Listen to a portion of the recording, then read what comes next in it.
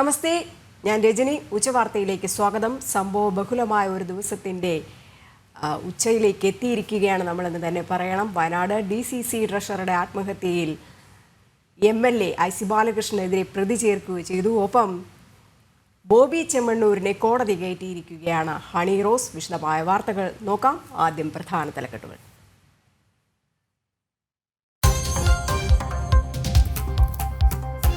Wayanad DCC ട്രഷററുടെ ആത്മഹത്യയിൽ IC Balakrishnan MLA പ്രതി. DCC പ്രസിഡന്റും പ്രതിപട്ടികയിൽ. കത്തിന്റെ പേരിൽ തന്നെ ബലിയാടാക്കിയെന്ന് ND അപ്പച്ചൻ. നിയമത്തിന്റെ വഴിക്ക് പോകട്ടെ എന്ന് VD Satheesan. IC Balakrishnan MLA സ്ഥാനം രാജിവെക്കണമെന്ന് MV ഗോവിന്ദൻ.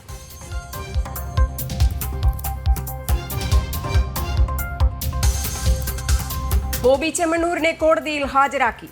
കുറ്റബോധമില്ലെന്ന് ആവർത്തിച്ച് ബോബി ചെമ്മണ്ണൂർ. തന്റെ വസ്ത്രാധാരണത്തെ വിമർശിച്ച രാഹുൽ ഈശ്വറിനെതിരെ ഹണി റോസ്.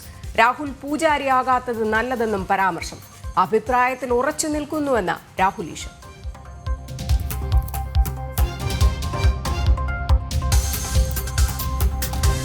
ആയിരത്തി 1978 സംഭൽ കലാപം പുനരന്വേഷണത്തിന് UP സർക്കാർ. 24 ഹിന്ദുക്കളെ ചുട്ടുകൊന്ന കേസ് ഉൾപ്പെടെ വീണ്ടും അന്വേഷിക്കും.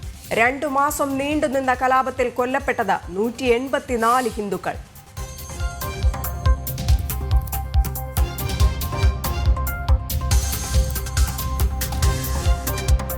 പെരിയ കൊലക്കേസ് പ്രതികളെ സ്വീകരിച്ച് ആനയിച്ച് CPM. വരവേൽക്കാൻ ജയരാജന്മാരും കാസർഗോഡ് ജില്ലാ സെക്രട്ടറിയും.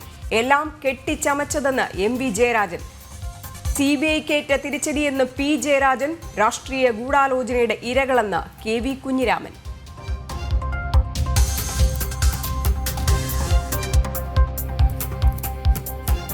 മാക്സവനെതിരെ നടപടിയെടുക്കാതെ പോലീസ്. പിന്നിൽ തീവ്രവാദ ശക്തികളെന്ന് പ്രമുഖ CPM നേതാവ് ആരോപിച്ചിട്ടും അന്വേഷണമില്ല. രഹസ്യാന്വേഷണ ഏജൻസികളുടെ മുന്നറിയിപ്പിനും പുല്ലുവില.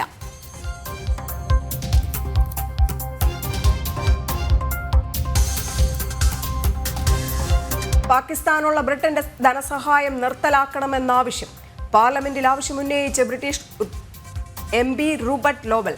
ബ്രിട്ടീഷ് പെൺകുട്ടികളെ ബലാത്സംഗം ചെയ്ത പാകിസ്ഥാൻ പൗരന്മാരെ നാട് കടത്തും വരെ സഹായം നിർത്തിവെക്കണമെന്നും റൂബർട്ട്.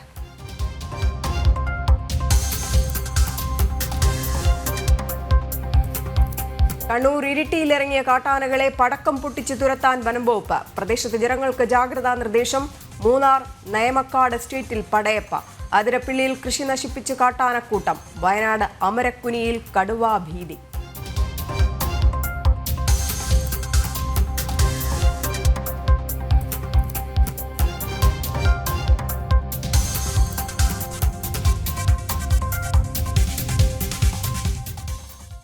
അറസ്റ്റിലായ ബോബി ചെമ്മണ്ണൂരിനെ കോടതിയിൽ എത്തിച്ചു. എറണാകുളം ജുഡീഷ്യൽ ഫസ്റ്റ് ക്ലാസ് കോടതിയിലാണ് എത്തിച്ചത്. ജാമ്യാപേക്ഷ ഉടൻ പരിഗണിക്കും. അതേസമയം തെറ്റൊന്നും ചെയ്തിട്ടില്ല എന്ന് വീണ്ടും ആവർത്തിച്ചു പറഞ്ഞു ബോബി ചെമ്മണ്ണൂർ. ഹണി റോസിന്റെ രഹസ്യ മൊഴി പരിശോധിച്ച ശേഷം കൂടുതൽ വകുപ്പുകൾ ചുമത്തിയേക്കുമെന്ന് കൊച്ചി DCP അശ്വതി ജിജിയും പറഞ്ഞു.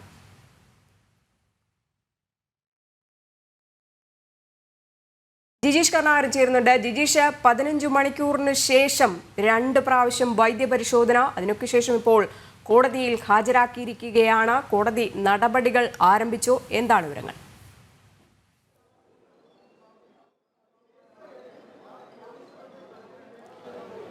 രജനി, കഴിഞ്ഞ ദിവസങ്ങളിൽ ഏറെ ചർച്ചയായിട്ടുള്ള ഒരു കേസിലാണ് ഇപ്പോൾ അത് കോടതിയിലേക്ക് പ്രതിയെ എത്തിക്കുന്ന, അല്ലെങ്കിൽ വ്യവസായി അറിയപ്പെടുന്നയാൾ ബോബി ചെമ്മണ്ണൂരാണ് കേസിലെ പ്രതി എന്നത് തന്നെയാണ് ആ വാർത്തകളുടെ ഏറ്റവും പ്രധാനപ്പെട്ട ഒരു ശ്രദ്ധാകേന്ദ്രം എന്നതും.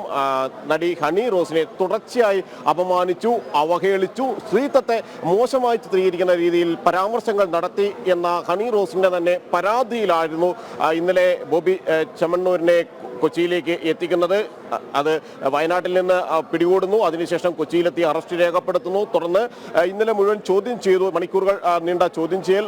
ഇതിനിടയിൽ 2 തവണ, രജനി സൂചിപ്പിച്ചതുപോലെ തന്നെ 2 തവണ കോടതിയിൽ ഹാജരാക്കി. രാത്രി 11:30 പിന്നീട് പുലർച്ചെ 5 മണിക്കും കോടതിയിൽ ഹാജരാക്കി. അതിനുശേഷം ഏതാണ്ട് 12 മണിക്ക് ഇന്ന് ഇവിടെ കോടതിയിൽ ഹാജരാക്കുമെന്നായിരുന്നു അറിയിച്ചിരുന്നത്. അത്തരത്തിൽ 12 മണിക്ക് മുമ്പായി രാവിലെ ആദ്യം 11 മണിക്കെന്ന് അറിയിച്ചു, പിന്നീട് 12 മണിക്ക് കോടതിയിൽ ഹാജരാക്കുമെന്ന് അറിയിച്ചു. എന്നാൽ ഏറെ വൈകി 1 മണി ഉച്ചയോടുകൂടി ഇപ്പോൾ ഇവിടെ ജില്ലാ കോടതിയിൽ ഹാജരാക്കിയിരിക്കുകയാണ് ബോബി ചെമ്മണ്ണൂരിനെ. അതിൽ വലിയൊരു പ്രതിവാദങ്ങൾ തന്നെ ജാമ്യ വ്യവസ്ഥയുമായി ബന്ധപ്പെട്ടും ജാമ്യവുമായി ബന്ധപ്പെട്ടും ഉണ്ടാകും. കാരണം പോലീസ് പ്രധാനമായും ചൂണ്ടിക്കാണിക്കുന്നത് ബോബി ചെമ്മണ്ണൂർ മനഃപൂർവ്വം തന്നെ സ്ത്രീത്വത്തെ അപമാനിക്കണമെന്ന ലക്ഷ്യത്തോടു കൂടി നടത്തിയ പരാമർശങ്ങളാണ് ഈ ഒരു പരാതിക്ക് ആസ്പദമായിട്ടുള്ളത്. അത് യാദർശികമായി നടത്തിയ പരാമർശങ്ങളല്ല, കൃത്യമായ ഉദ്ദേശ ലക്ഷ്യങ്ങളോടെ നടത്തിയിട്ടുള്ള സ്ത്രീത്വത്തെ അപമാനിക്കാൻ വേണ്ടി അശ്ലീല ചൊവ്വയോടുകൂടിയുള്ള സംസാരമടക്കമുള്ള കാര്യങ്ങളാണ്. അങ്ങനെയാണ് ഇതിൽ ഭാരതീയ ന്യായ സംഹിത പ്രകാരം BNS പ്രകാരമുള്ള വകുപ്പ് 75(1)(4) ഉപവകുപ്പുകൾ പ്രകാരം കേസെടുത്തത്. ഒപ്പം തന്നെ IT ആക്ടിലെ 67 പ്രകാരം പോലീസ് കേസെടുത്തത്. അങ്ങനെ 2 നിർണായകമായ വകുപ്പുകളാണ് ഇപ്പോൾ ഈ പ്രതിക്കെതിരെ ഉള്ളത്. എന്നാൽ അല്പസമയം മുമ്പ് ഇതിനു മുമ്പായി ACP മാധ്യമങ്ങളോട് സംസാരിച്ചപ്പോൾ പറഞ്ഞൊരു കാര്യം എന്ന് പറയുന്നത് ഇതിലധികം വകുപ്പുകൾ ചുമത്താനുള്ള ഒരു സാധ്യതയുണ്ട്. അന്വേഷണത്തിന്റെ ഭാഗമായി അതിലധികം വകുപ്പുകൾ ചുമത്താമെന്ന രീതിയിലേക്ക് തന്നെയാണ് പോകുന്നത്.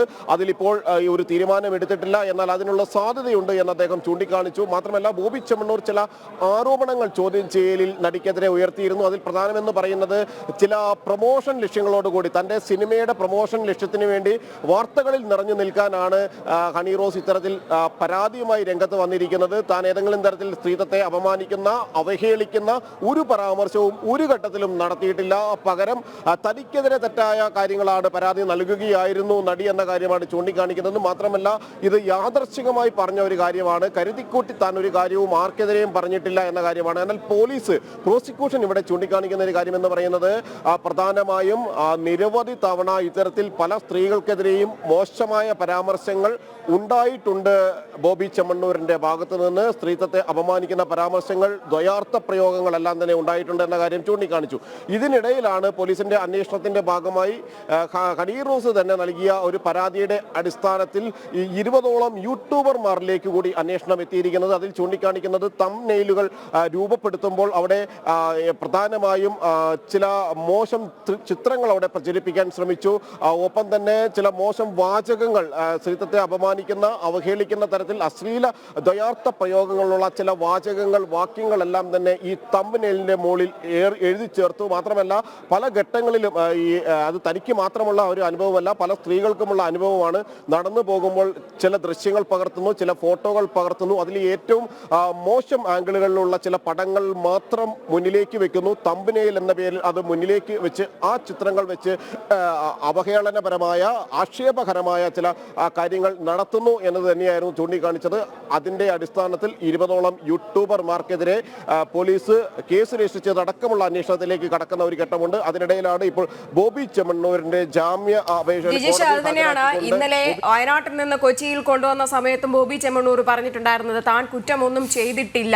ഇന്ന് മാധ്യമപ്രവർത്തകരടക്കം ചോദിക്കുന്നുണ്ട്, മാപ്പ് പറയുമോ ബോച്ചെ എന്ന് പറയുമ്പോഴും വീണ്ടും ആവർത്തിക്കുന്നത് താൻ കുറ്റമൊന്നും ചെയ്തിട്ടില്ല എന്നുള്ളൊരു കാര്യം തന്നെ. അപ്പൊ ശക്തമായ ഒരു വാദപ്രതിവാദം ബോബി ചെമ്മണ്ണൂരിന്റെ അഭിഭാഷകരുടെ ഭാഗത്ത് നിന്നും ഉണ്ടാകും.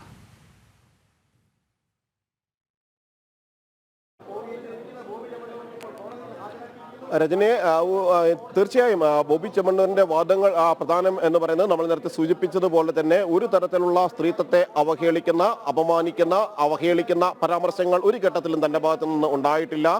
താൻ ബോധപൂർവം ഏതെങ്കിലും തരത്തിൽ സ്ത്രീയെ അവഹേളിക്കുന്ന പരാമർശങ്ങൾ ഇവിടെ അത് നടി ഹണി റോസിനെതിരെയാണെങ്കിലും മറ്റ് താരങ്ങൾക്കെതിരെയാണെങ്കിലും മറ്റു സ്ത്രീകൾക്കെതിരെയാണെങ്കിലും ഒരു ഘട്ടത്തിലും തന്റെ ഭാഗത്തു നിന്ന് അത്തരത്തിലുള്ള പരാമർശങ്ങൾ ഉണ്ടായിട്ടില്ല. ബോധപൂർവമായത് യാദൃശ്ചികമായി പറഞ്ഞുപോയ അല്ലെങ്കിൽ സാങ്കല്പികമായി ചില കാര്യങ്ങൾ പറഞ്ഞപ്പോൾ ആ പരാമർശങ്ങളിൽ പിടിച്ചുകൊണ്ട് തനിക്കെതിരെ പരാതി നൽകുകയായിരുന്നു. അത് 3-4 മാസങ്ങൾക്ക് മുമ്പ് നടന്ന ഒരു സംഭവത്തിന്റെ തുടർ നീക്കങ്ങളുടെ ഭാഗമായിട്ടാണ് ഇപ്പോൾ ഈ പരാതി നൽകിയിരിക്കുന്നത്. അത് ഏറെ സംശയകരമാണ്, ഏറെ ദുരുദ്ദേശപരമാണ്. അതിൽ ചില ഗൂഢലക്ഷ്യങ്ങളുണ്ട്. അത് സിനിമയുമായി ബന്ധപ്പെട്ടാണ്. ആ ഗൂഢലക്ഷ്യം എന്ന് പറയുന്നത് തൻ്റെ സിനിമയുടെ ചില പ്രൊമോഷന്റെ ഭാഗമായി അത്തരം സിനിമയുടെ പ്രൊമോഷൻ സമയങ്ങളിൽ നിറഞ്ഞു നിൽക്കുക മാധ്യമങ്ങളിൽ എന്നതിൻ്റെ അടിസ്ഥാനത്തിലാണ് തനിക്കെതിരെ ഇത്തരത്തിൽ പരാതി നൽകിയത് എന്ന കാര്യമാണ് മൊഴിയായി നൽകിയിരിക്കുന്നത്. അത് തന്നെയായിരിക്കും പ്രധാനമായും പ്രതിഭാഗത്തിന്റെ വാദങ്ങളിൽ ഒന്ന് എന്ന് പറയുന്നത്. എന്നാൽ പ്രോസിക്യൂഷൻ അതിനെ ഖണ്ഡിക്കാൻ വേണ്ടി പറയുന്നത് പ്രധാനപ്പെട്ട കാര്യങ്ങൾ എന്ന് പറയുന്നത് എല്ലാ ഘട്ടത്തിലും ബോബി ചെമ്മണ്ണൂരിൽ നിന്ന് ഇത്തരത്തിലുള്ള പരാമർശങ്ങൾ ഉണ്ടായിട്ടുണ്ട്. അത് ഒരിക്കൽ മാത്രമല്ല, നേരത്തെയും സമാനമായ നിരവധി പരാതികൾ പല ഘട്ടങ്ങളിൽ പല സ്ത്രീകൾ നൽകിയിട്ടുണ്ട്. ചിലത് അത് പോലീസ് സ്റ്റേഷൻ വരെ എത്തിയിട്ടില്ല, അത് അതിനു മുമ്പ് തന്നെ ചർച്ചകളിലൂടെ അവസാനിപ്പിച്ചിട്ടുള്ള ചില പരാതികളുണ്ട്. അത്തരത്തിൽ നിരവധി തവണ മുമ്പും കുറ്റം ആവർത്തിച്ചിട്ടുള്ള ഒരു വ്യക്തിയാണ്. അതുകൊണ്ട് തന്നെ ഏതെങ്കിലും തരത്തിൽ യാദൃശ്ചികമായോ ഒറ്റപ്പെട്ടതായോ ഈ സംഭവത്തെ കാണേണ്ടതില്ല. പരമാവധി അതുകൊണ്ട് തന്നെ ഈ ഒരു സാഹചര്യത്തിൽ ഒരു കാരണവശാലും അല്ലെങ്കിൽ ഏതെങ്കിലും ഒരു ഇളവ് അനുവദിക്കാൻ കഴിയില്ല. കൂടുതൽ വകുപ്പുകൾ ചുമത്തേണ്ട ഒരു പശ്ചാത്തലം മാത്രമാണ് ഉള്ളത്. മറിച്ച് ഏതെങ്കിലും വകുപ്പുകൾ കുറയ്ക്കുക, ഇളവ് ചെയ്യുക എന്നതല്ല. അങ്ങനെയാണ് ഈ കേസുമായി ബന്ധപ്പെട്ട് ഭാരതീയ ന്യായ സംഹിത പ്രകാരം 75 ഉപവകുപ്പുകൾ 1-4 പ്രകാരം തങ്ങൾക്ക് കേസെടുക്കേണ്ടി വന്നത്, കേസെടുത്ത് മുന്നോട്ട് പോകേണ്ടി വന്നത്. അതേ പശ്ചാത്തലത്തിൽ തന്നെയാണ് IT ആക്ട് പ്രകാരം 67 വകുപ്പ് പ്രകാരം കേസെടുത്തത് എന്നീ കാര്യങ്ങളാണ് പ്രധാനമായും പോലീസ് ചൂണ്ടിക്കാണിക്കുന്നത്. അത് ഈ ഒരു സാഹചര്യത്തിൽ ഈ വകുപ്പുകൾ നിലനിൽക്കുന്നതാണ്, ഈ വകുപ്പുകൾ തങ്ങളുടെ അന്വേഷണത്തിൽ കണ്ടെത്തിയതാണ്, മൊഴികളിൽ വ്യക്തമായതാണ്. മാത്രമല്ല ചില ഡിജിറ്റൽ തെളിവുകൾ, അത് പ്രതിക്കെതിരെ ഏറ്റവും പ്രധാനപ്പെട്ട ഒരു തെളിവ് തന്നെയായി മാറുന്നതാണ്. ആ ഡിജിറ്റൽ തെളിവുകൾ തങ്ങൾ ശേഖരിച്ചിട്ടുണ്ട്, പരിശോധിച്ചിട്ടുണ്ട്, ആ പരിശോധനകൾ തുടരുകയാണ്. അതിൽ ഏറ്റവും പ്രധാനമെന്ന് പറയുന്നത് ഐഫോണിന്റെ പരിശോധന, ഐഫോൺ കണ്ടെത്തിയിട്ടുണ്ട്. അതിന്റെ ഡിജിറ്റൽ സൈബർ ഫോറൻസിക് പരിശോധനകൾ പൂർത്തിയാക്കേണ്ടതുണ്ട്. ആ സൈബർ ഫോറൻസിക് പരിശോധനയിൽ ഏതെങ്കിലും തരത്തിൽ തെളിവുകൾ നശിപ്പിക്കാൻ ശ്രമിച്ചിട്ടുണ്ടെങ്കിൽ, ഏതെങ്കിലും തരത്തിലുള്ള ഇതുപോലെ നിരന്തരമായിട്ടിരുന്ന അശ്ലീലമായ കമന്റുകൾ, പരാമർശങ്ങൾ അത് ഡിലീറ്റ് ചെയ്യാൻ ഏതെങ്കിലും ഘട്ടങ്ങളിൽ ശ്രമിച്ചിട്ടുണ്ടെങ്കിൽ അതെല്ലാം തങ്ങൾക്ക് തിരിച്ചെടുക്കേണ്ടതുണ്ട്. അങ്ങനെ അന്വേഷണം മുന്നോട്ട് കൊണ്ടുപോകേണ്ടതുണ്ട്. എന്നാൽ അവിടെ കസ്റ്റഡി അപേക്ഷ ചോദിക്കുമോ അല്ലെങ്കിൽ കൂടുതൽ ദിവസം കസ്റ്റഡിയിൽ ആവശ്യപ്പെടുമോ എന്നതടക്കമുള്ള കാര്യങ്ങൾ ഇപ്പോഴും ഒരു വ്യക്തത വന്നിട്ടില്ല. കാരണം പോലീസിനെ സംബന്ധിച്ചിടത്തോളം 3 മണിക്കൂറിലധികം വിശദമായി ഇന്നലെ തന്നെ ചോദ്യം ചെയ്യാൻ കഴിഞ്ഞിട്ടുണ്ട്. 7:05 കൂടിയാണ് ഇവിടെ എത്തിച്ചത്. അതിനുശേഷം അറസ്റ്റ് രേഖപ്പെടുത്തിയതിന് ശേഷവും നീണ്ട ചോദ്യം ചെയ്യലുകൾ നടത്താൻ കഴിഞ്ഞിട്ടുണ്ട്. 11:30 മാത്രമാണ് ആദ്യം മെഡിക്കൽ പരിശോധനയ്ക്കായി ഹാജരാക്കിയത്. മെഡിക്കൽ പരിശോധന നടക്കുന്ന ആ സമയം അത്രയും വിശദമായ ഒരു ചോദ്യം ചെയ്യൽ നടന്നിട്ടുണ്ട്. അതിനുശേഷം വിശ്രമം അനുവദിച്ചു. പിന്നീട് രാവിലെ വീണ്ടും ചോദ്യം ചെയ്യലിലേക്ക് കടന്നു.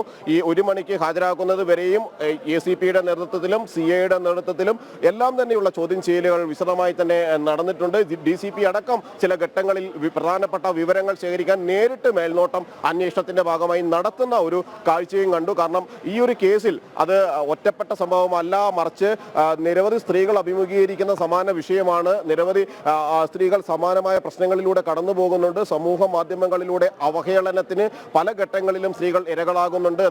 അത് സമൂഹത്തിലെ അറിയപ്പെടുന്ന ആളുകളിൽ നിന്നാണെങ്കിലും അതല്ല സാധാരണക്കാരിൽ നിന്ന് പോലും ഇത്തരത്തിൽ നിരന്തരം അവഹേളന പരാമർശങ്ങൾ ഉണ്ടാകുന്നുണ്ട്. അത് ഒറ്റപ്പെട്ട സംഭവമല്ല. ഈ ബോബി ചെമ്മണ്ണൂരിൽ നിന്ന് ഒരു തുടർച്ച എന്ന നിലയിലാണ് പിന്നീട് 10-30 പേർ ഇത്തരത്തിൽ മോശം പരാമർശങ്ങൾ, മോശം കമന്റുകളെല്ലാം തന്നെ തന്റെ സമൂഹ മാധ്യമ പോസ്റ്റുകൾക്ക് താഴെ തുടർച്ചയായി ഇട്ടത് എന്ന കാര്യം ചൂണ്ടിക്കാണിച്ചു. ഇതിനിടയിലാണ് മറ്റൊരു മറുപടി കൂടി നടി നൽകുകയും ചെയ്തിട്ടുള്ളത്. അത് രാഹുൽ ഈശ്വറിനെതിരെയാണ് അത്തരത്തിലുള്ള ഒരു മറുപടി നൽകിയിരിക്കുന്നത്. കാരണം കഴിഞ്ഞ ദിവസങ്ങളിൽ ഇന്നലെ അടക്കം ചാനൽ ചർച്ചകളിൽ പങ്കെടുത്തുകൊണ്ട് വസ്ത്രധാരണ രീതിയെക്കുറിച്ച് വിവാദമായ ചില പരാമർശങ്ങൾ രാഹുൽ ഈശ്വറിന്റെ ഭാഗത്തു നിന്ന് ഉണ്ടായിരുന്നു. ഇത്തരത്തിൽ ചില പരാമർശങ്ങൾ അല്ലെങ്കിൽ വിവാദമായ കേസെടുക്കുന്നതിലേക്ക് നയിച്ച കാര്യങ്ങൾ പ്രധാനമായും ബോബി ചെമ്മണ്ണൂർ പറയാൻ കാരണം ആ വസ്ത്രധാരണവുമായി ബന്ധപ്പെട്ടാണ് എന്നെല്ലാമായിരുന്നു അതിൽ പറഞ്ഞിരുന്നത്. അതുകൊണ്ട് തന്നെ അതിനെ രൂക്ഷമായി വിമർശിച്ച് തന്നെയായിരുന്നു ഹണി റോസ് രംഗത്ത് വന്നത്. എന്നാൽ അതിൽ നമ്മളോട് തന്നെ സംസാരിക്കുമ്പോൾ രാഹുൽ ഈശ്വർ നൽകിയ മറുപടി എന്ന് പറയുന്നത് താൻ വസ്ത്രധാരണ രീതിയെക്കുറിച്ചാണ് പറയുന്നത്. വസ്ത്രധാരണ രീതി നന്നായിരിക്കണം, അത് താനാണെങ്കിലും മറ്റാരെങ്കിലും ആണെങ്കിലും അങ്ങനെ തന്നെ ആയിരിക്കണം എന്ന കാര്യം മാത്രമാണ് പറഞ്ഞത്. ഏതെങ്കിലും തരത്തിൽ അവരുടെ വാദങ്ങളെ താൻ ഖണ്ഡിച്ചിട്ടില്ല, ഏതെങ്കിലും തരത്തിൽ അവരുടെ വാദങ്ങളെ താൻ ചോദ്യം ചെയ്തിട്ടില്ല. ഒരു ഘട്ടത്തിലും അത്തരത്തിലുള്ള നീക്കങ്ങൾ തന്റെ ഭാഗത്ത് നിന്ന് ഉണ്ടായിട്ടില്ല എന്ന കാര്യം തന്നെയാണ് പ്രധാനമായും അവിടെ ഇതുമായി ബന്ധപ്പെട്ടുകൊണ്ട് ചൂണ്ടിക്കാണിക്കുന്നത് രാഹുൽ ഈശ്വർ. അങ്ങനെ നീണ്ട വിവാദങ്ങൾ, നീണ്ട വാദപ്രതിവാദങ്ങൾ എല്ലാം തന്നെ നടക്കുന്നു. ഇതിനിടയിലാണ് ഇപ്പോൾ കോടതിയിൽ ഹാജരാക്കിയതും തുടർ നടപടികളുമായി പോയിരിക്കുന്നതും. ഇവിടെ ചില വിവരങ്ങൾ ഈ ഘട്ടത്തിൽ വരുന്നുണ്ട്. കാലിനും നട്ടലിനും പരിക്കുണ്ട്. ഒപ്പം തന്നെ 2 ദിവസം മുമ്പ് വീണതിനെ തുടർന്നാണ് പോലീസിന്റെ കാര്യത്തിൽ പോലീസിനോട് ഏതെങ്കിലും തരത്തിൽ പരാതി ഇല്ല എന്നാണ് ബോബി ചെമ്മണ്ണൂർ പറയുന്നത്. കാരണം നേരത്തെ കസ്റ്റഡിയിൽ എടുക്കുന്ന സമയത്തും അത് തന്നെയായിരുന്നു ബോബി ചെമ്മണ്ണൂർ എടുത്ത ഒരു നിലപാട് എന്ന് പറയുന്നത്. ഇതുമായി ബന്ധപ്പെട്ട് പോലീസ് ഉദ്യോഗസ്ഥർ ആവശ്യപ്പെടുന്നത് പ്രകാരം കോടതിയിൽ വാദം തുടങ്ങി എന്ന് തന്നെ മനസ്സിലാക്കണം. കാരണം ബോബി ചെമ്മണ്ണൂർ കോടതിയിൽ പറയുന്ന കാര്യങ്ങളുണ്ട്. തനിക്ക് അനാരോഗ്യങ്ങൾ ഉണ്ട്, 2 ദിവസത്തിന് മുൻപ് വീണതാണ്, പോലീസിനോട് തന്നെ അറസ്റ്റ് ചെയ്തതിൽ പരാതിയില്ല എന്നൊക്കെയുള്ള കാര്യങ്ങളാണ് ഇപ്പോൾ ബോബി ചെമ്മണ്ണൂരിന്റെ അഭിഭാഷകൻ കോടതിയിൽ ഉന്നയിക്കുന്നത്.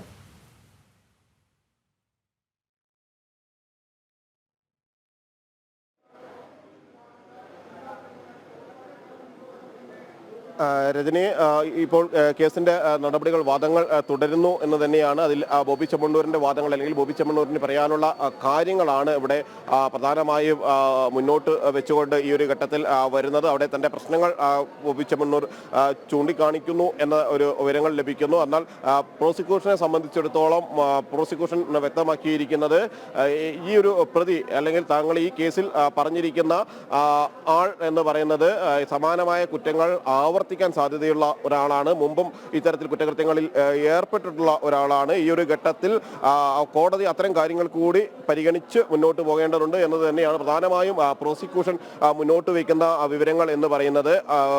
ഒരു ഘട്ടത്തിൽ ആ കേസ് ഇപ്പോൾ പരിഗണിച്ചു മുന്നോട്ട് പോകുന്നു കോടതി.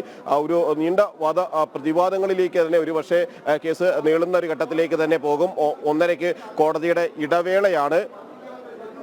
ആ ഇടവേള സമയത്ത് അല്ലെങ്കിൽ കോടതിയുടെ ഒരു ഇടവേളയിലേക്ക് കടക്കുന്നതിന് മുമ്പായി തന്നെ ആ വാദപ്രതിവാദങ്ങൾ പൂർത്തിയാക്കേണ്ടതുണ്ട്. ഇതിൽ പ്രധാനമായും ഈ പരിക്ക് മാത്രമാണ് നിലവിൽ ഇപ്പോൾ ചൂണ്ടിക്കാണിച്ചിട്ടുള്ളത്. അത് കാലിനും നട്ടലിനും സംഭവിച്ചിട്ടുള്ള പരിക്കിനെ സംബന്ധിച്ചാണ്. പോലീസിനോട് പരാതിയില്ല അല്ലെങ്കിൽ പോലീസ് മർദ്ദിച്ചിരുന്നോ അല്ലെങ്കിൽ പോലീസിൽ നിന്ന് മോശം അനുഭവം ഉണ്ടായിട്ടുണ്ടോ, ദുരനുഭവം ഉണ്ടായിട്ടുണ്ടോ, പോലീസ് എങ്ങനെയാണ് പെരുമാറിയത് എന്നെല്ലാമുള്ള ഒരു വ്യക്തതയ്ക്ക് വേണ്ടി കോടതി ചില കാര്യങ്ങൾ ചോദിച്ചപ്പോഴാണ് പോലീസിനോട് തനിക്ക് പരാതിയില്ല എന്ന കാര്യം കൃത്യമായി തന്നെ പറഞ്ഞിട്ടുള്ളത് എന്ന് മനസ്സിലാക്കാൻ കഴിയും. എന്നാൽ അവിടെ പ്രോസിക്യൂഷനെ സംബന്ധിച്ചിടത്തോളം അവർ ഉന്നയിക്കുന്ന പ്രധാനപ്പെട്ട കാര്യമെന്ന് പറയുന്നത് ഇവിടെ ഈ കാര്യത്തിൽ ബോബി ചെമ്മണ്ണൂരിന്റെ ഭാഗത്ത് നിന്ന് മുമ്പും ഉണ്ടായിട്ടുള്ള സമാന പ്രശ്നങ്ങൾ ചൂണ്ടിക്കാണിക്കുന്നു. മാത്രമല്ല സമൂഹത്തിൽ ഒരു അറിയപ്പെടുന്ന വ്യക്തിയാണ്. അത്തരത്തിൽ എല്ലാവരെയും, അത് സാധാരണ സ്ത്രീകളാണെങ്കിലും സമൂഹത്തിൽ അറിയപ്പെടുന്ന അല്ലെങ്കിൽ താരങ്ങളടക്കമുള്ള ആളുകളാണെങ്കിലും അവരെല്ലാം ഒരുപോലെ അവഹേളിക്കുന്ന, ഒരുപോലെ അപമാനിക്കുന്ന നിരവധി ആളുകൾ ഈ സമൂഹത്തിലുണ്ട്. അത്തരം ആളുകൾക്കൊരു പാഠമാകണം. അത്തരമൊരു ആളുകൾ ഇത്തരം കൃത്യങ്ങൾ ആവർത്തിക്കാതിരിക്കാനുള്ള ഓരോ നടപടിയായിരിക്കണം, അല്ലെങ്കിൽ അവർക്കെല്ലാം ഒരു പാഠമാകുന്നതായിരിക്കണം ഈ നടപടി എന്ന കാര്യം തന്നെയാണ് പ്രധാനമായും പറയാനുള്ളത്.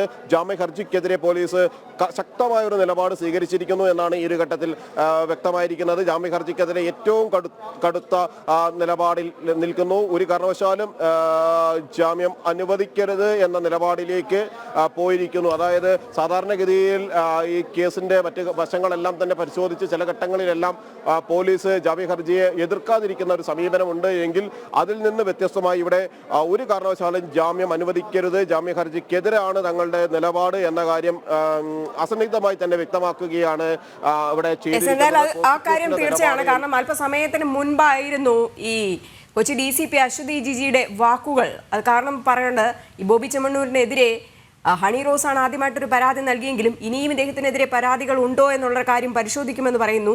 ഒപ്പം ഇന്നലെ രാത്രി ഹണി റോസിന്റെ രഹസ്യമൊഴി രേഖപ്പെടുത്തിയിട്ടുണ്ടായിരുന്നു. അത് കൂടുതൽ പരിശോധിച്ച ശേഷം കൂടുതൽ വകുപ്പുകൾ ചുമത്തണം. അതിനു വേണ്ടിയിട്ടുള്ള കസ്റ്റഡി അപേക്ഷ കസ്റ്റഡിയിൽ വാങ്ങണം, കൂടുതൽ ചോദ്യം ചെയ്യലുകളൊക്കെ തന്നെ നടത്തണം. എന്നാൽ മാത്രമേ ഈ കാര്യങ്ങളൊക്കെ തന്നെ വ്യക്തമാകാൻ കഴിയുള്ളൂ. അതുകൊണ്ട് പോലീസ് ഉറച്ച നിലപാടിൽ തന്നെയാണ് കോടതിയിൽ നിൽക്കുന്നതും.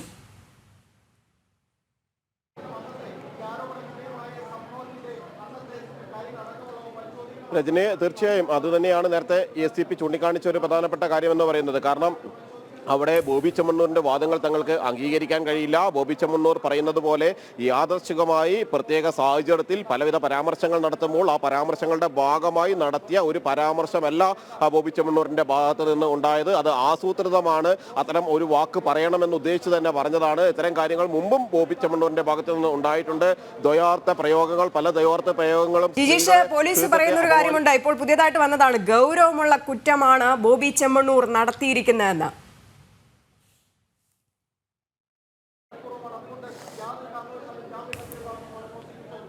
തീർച്ചയായും നേരത്തെ നമ്മൾ പറഞ്ഞു വന്നതുപോലെ തന്നെ ACP സൂചിപ്പിച്ച കാര്യങ്ങൾ തന്നെയാണ് ആ വാദങ്ങളിൽ പ്രധാനമായും പ്രോസിക്യൂഷൻ ഉന്നയിക്കുന്നത്. അതിഗൗരവമുള്ള ഒരു കുറ്റമാണ് എന്നത് തന്നെയാണ് പറയുന്നത്. കാരണം അതിന്റെ കുറ്റത്തിന്റെ ഗൗരവം ഒരു കാരണവശാലും കുറച്ചു കാണാൻ കഴിയില്ല. കുറ്റം അതീവ ഗൗരവമാണ്. അതിനെ ന്യായീകരിക്കാനോ അതിനെ നിസാരവൽക്കരിക്കാനോ പ്രതിഭാഗം ശ്രമിക്കരുത് എന്നൊരു വാദമാണ് പ്രധാനമായും അവിടെ ഉയർത്തിയിരിക്കുന്നത്. അതുകൊണ്ട് തന്നെ നിസാരവൽക്കരിച്ചുകൊണ്ട് അതിനെ ന്യായവൽക്കരിച്ചുകൊണ്ട് മുന്നോട്ട് പോകാൻ ശ്രമിക്കരുത് പ്രതിഭാഗം എന്ന് പറഞ്ഞുകൊണ്ട് തന്നെയാണ് ഇക്കാര്യത്തിൽ പ്രോസിക്യൂഷൻ പ്രോസിക്യൂഷൻ അവരുടെ നിലപാടുകൾ ശക്തമായി ഉയർത്തുന്നത്. ആരോപണം വ്യാജമെന്ന് അഡ്വക്കേറ്റ് രാമൻപിള്ള വാദിക്കുന്നു. ആരോപണം വ്യാജമെന്ന് വാദിക്കുമ്പോൾ അത്തരത്തിൽ തെളിവുകൾ സഹിതമാണ് ഈ കാര്യങ്ങൾ കണ്ടെത്തിയിട്ടുള്ളത്. അതിന് ഡിജിറ്റൽ തെളിവുകൾ മുന്നിലുണ്ട്. ആ ഡിജിറ്റൽ തെളിവുകൾ മുന്നിൽ നിർത്തിക്കൊണ്ട് പറയുമ്പോൾ അതിനെ വ്യാജമെന്ന് എങ്ങനെ പറയാൻ കഴിയും? ആരോപണം വ്യാജമെന്ന വാദങ്ങൾ പൂർണ്ണമായും തന്നെ രാമൻപിള്ളയുടെ വാദങ്ങളെ പൂർണ്ണമായും തള്ളിക്കൊണ്ട് പ്രോസിക്യൂഷൻ മുന്നോട്ട് പോവുകയും ചെയ്യുന്നു. അങ്ങനെ ശക്തമായ ഒരു വാദപ്രതിവാദങ്ങളിലൂടെ തന്നെയാണ് കടന്നു പോകുന്നത് അവിടെ എന്ന് മനസ്സിലാകും. കാരണം നിർണായകമായ ഒരു കേസാണ്. പോലീസിനെ സംബന്ധിച്ചിടത്തോളം പ്രതിക്ക് ജാമ്യം കിട്ടുന്ന ഒരു പശ്ചാത്തലം എന്ന് പറയുന്നത് ആ കേസിന്റെ ഒരു ഗൗരവം കുറയ്ക്കുന്നതിനോ അല്ലെങ്കിൽ തുടർ നടപടികളിലെ ഒരു വീഴ്ചയായോ എല്ലാം വിവക്ഷിക്കപ്പെടാം എന്നതുകൊണ്ട് തന്നെ അത്തരമൊരു സാധ്യതകളെ ഇല്ലാതാക്കാൻ പ്രോസിക്യൂഷന്റെ ഭാഗത്ത് നിന്ന് വാദങ്ങൾ ഉണ്ടാകുന്നു. മറുഭാഗത്ത് ബോബി ചെമ്മണ്ണൂരിന് വേണ്ടി ഏറ്റവും പ്രശസ്തരായ അഭിഭാഷകരെ തന്നെ രാമൻപിള്ള അടക്കമുള്ള ആളുകളെ തന്നെ അഭിഭാഷകരായി മുന്നിൽ നിർത്തിക്കൊണ്ടുള്ള വാദങ്ങൾ മുന്നിൽ നിർത്തുന്നു. അവർ പ്രധാനമായും അത്തരം കാര്യങ്ങൾ പറയുന്നു. ദൃശ്യങ്ങൾ ഹാജരാക്കാമെന്നാണ് പ്രതിഭാഗം പറയുന്നത്. ഈ സമയത്ത് അനുവദിക്കരുതെന്ന് പ്രോസിക്യൂഷനും പറഞ്ഞിരിക്കുന്നു. ആലക്കാട്ടെ പരിപാടിയുടെ ദൃശ്യങ്ങൾ ആണെന്ന് പ്രതിഭാഗം, വീഡിയോ കാണേണ്ടതില്ലെന്ന് മജിസ്ട്രേറ്റ്, ജാമ്യം ലഭിക്കാവുന്ന കുറ്റമെന്ന് പ്രതിഭാഗം. അങ്ങനെ വാദങ്ങൾ ശക്തമായി തന്നെ ഈ ഒരു ഘട്ടത്തിൽ മുന്നോട്ട് പോകുന്നു. ദൃശ്യങ്ങൾ ഹാജരാക്കാമെന്ന് പ്രതിഭാഗം പറയുമ്പോൾ ഇതുമായി ബന്ധപ്പെട്ട ദൃശ്യങ്ങൾ ഹാജരാക്കാം, ഈ പറയുന്ന തരത്തിലുള്ള ഒരു പരാമർശവും തന്റെ ഭാഗത്ത് നിന്ന് ഉണ്ടായിട്ടില്ല. അതിന് തെളിവുകൾ തന്നെയാണ് തങ്ങളുടെ കൈവശമുള്ള ഈ ദൃശ്യങ്ങൾ എന്ന് പറയുന്നത്. അവിടെ സ്ത്രീത്വത്തെ അപമാനിക്കുന്ന ഒരു പരാമർശവും ഉണ്ടാകുന്നില്ല. പുരാണ ഇതിഹാസ കഥാപാത്രങ്ങൾ, കഥാപാത്രങ്ങളെ അല്ലെങ്കിൽ പുരാണവുമായി ബന്ധപ്പെട്ട ചില കാര്യങ്ങൾ തങ്ങളുടെ വാചകങ്ങളിൽ അവിടെ ഉൾപ്പെടുത്തി അതിന് മറ്റൊരു നിർദ്ദേശവും ഉണ്ടായിരുന്നില്ല എന്ന കാര്യം പ്രധാനമായും പറയുന്നു. എന്നാൽ ഈ സമയത്ത് ഈ ദൃശ്യങ്ങൾ ഹാജരാക്കാമെന്നുള്ള ഒരു വാദത്തെ അനുവദിക്കേണ്ടതില്ല എന്ന കാര്യം പ്രോസിക്യൂഷനും വാദിക്കുന്നു. അത് ആലക്കോട്ടെ പരിപാടിയുടെ, കാരണം അവിടെ വെച്ചാണ് തുടക്കം, ഈ പ്രശ്നങ്ങളുടെ എല്ലാം അല്ലെങ്കിൽ സംഭവങ്ങളുടെ എല്ലാം തുടക്കം എന്ന് പറയുന്നത് അവിടെ വെച്ച് നടത്തിയ പരാമർശമാണ്. പിന്നീട് ആ പരാമർശം പല ഘട്ടങ്ങളിലും തനിക്കെതിരെ വൈരാഗ്യ ബുദ്ധിയോടെ തുടർന്നു എന്ന കാര്യമായിരുന്നു പരാതിയിൽ ഉന്നയിച്ചിരുന്നത്. അതുകൊണ്ട് തന്നെ ആ പരിപാടിയുടെ കാര്യം അത് ദൃശ്യങ്ങളായി തന്നെ മുന്നോട്ട് വെക്കണമെന്ന് പറയുന്നു. എന്നാൽ വീഡിയോ കാണേണ്ടതില്ല എന്ന് മജിസ്ട്രേറ്റ് കൂടി ഒരു തീരുമാനം ഈ ഒരു ഘട്ടത്തിൽ എടുത്തിരിക്കുന്നത്. കാരണം ഇത് ഒരു ജാമ്യവുമായി ബന്ധപ്പെട്ട വാദപ്രതിവാദങ്ങൾ നടക്കുന്ന സമയമാണ്. അവിടെ ഈ ഒരു ദൃശ്യങ്ങൾ അല്ലെങ്കിൽ അതുമായി ബന്ധപ്പെട്ട തെളിവുകൾക്കൊന്നും തന്നെ പ്രസക്തിയില്ല എന്നത് തന്നെയാണ് അത്തരമൊരു നിഗമനത്തിലേക്ക് എത്താൻ കഴിയുന്നത്. ജാമ്യം ലഭിക്കാവുന്ന കുറ്റമാണ് എന്ന കാര്യം കാണിക്കുന്നു. 3 വർഷം വരെ തടവ് ശിക്ഷ ലഭിക്കാവുന്ന, സാധാരണഗതിയിൽ കോടതിക്ക് ജാമ്യം കൊടുക്കാവുന്ന വകുപ്പുകൾ മാത്രമാണ് നിലവിൽ ചുമത്തപ്പെട്ടുള്ളത്. സമാനമായ വകുപ്പ് ജിജീഷിലേക്ക് എത്താം. ഇപ്പോൾ എറണാകുളം ജുഡീഷ്യൽ ഫസ്റ്റ് ക്ലാസ് കോടതിയിൽ വാദങ്ങൾ പുരോഗമിക്കുകയാണ്. ഹണി റോസിന്റെ പരാതിയിൽ വ്യവസായി ബോബി ചെമ്മണ്ണൂരിനെ അറസ്റ്റ് ചെയ്തിരുന്നു. അതിനുശേഷം ഇപ്പോൾ എറണാകുളം ജുഡീഷ്യൽ ഫസ്റ്റ് ക്ലാസ് കോടതിയിൽ ഹാജരാക്കിയിരിക്കുകയാണ്. അവിടെ വാദം പുരോഗമിക്കുന്നു.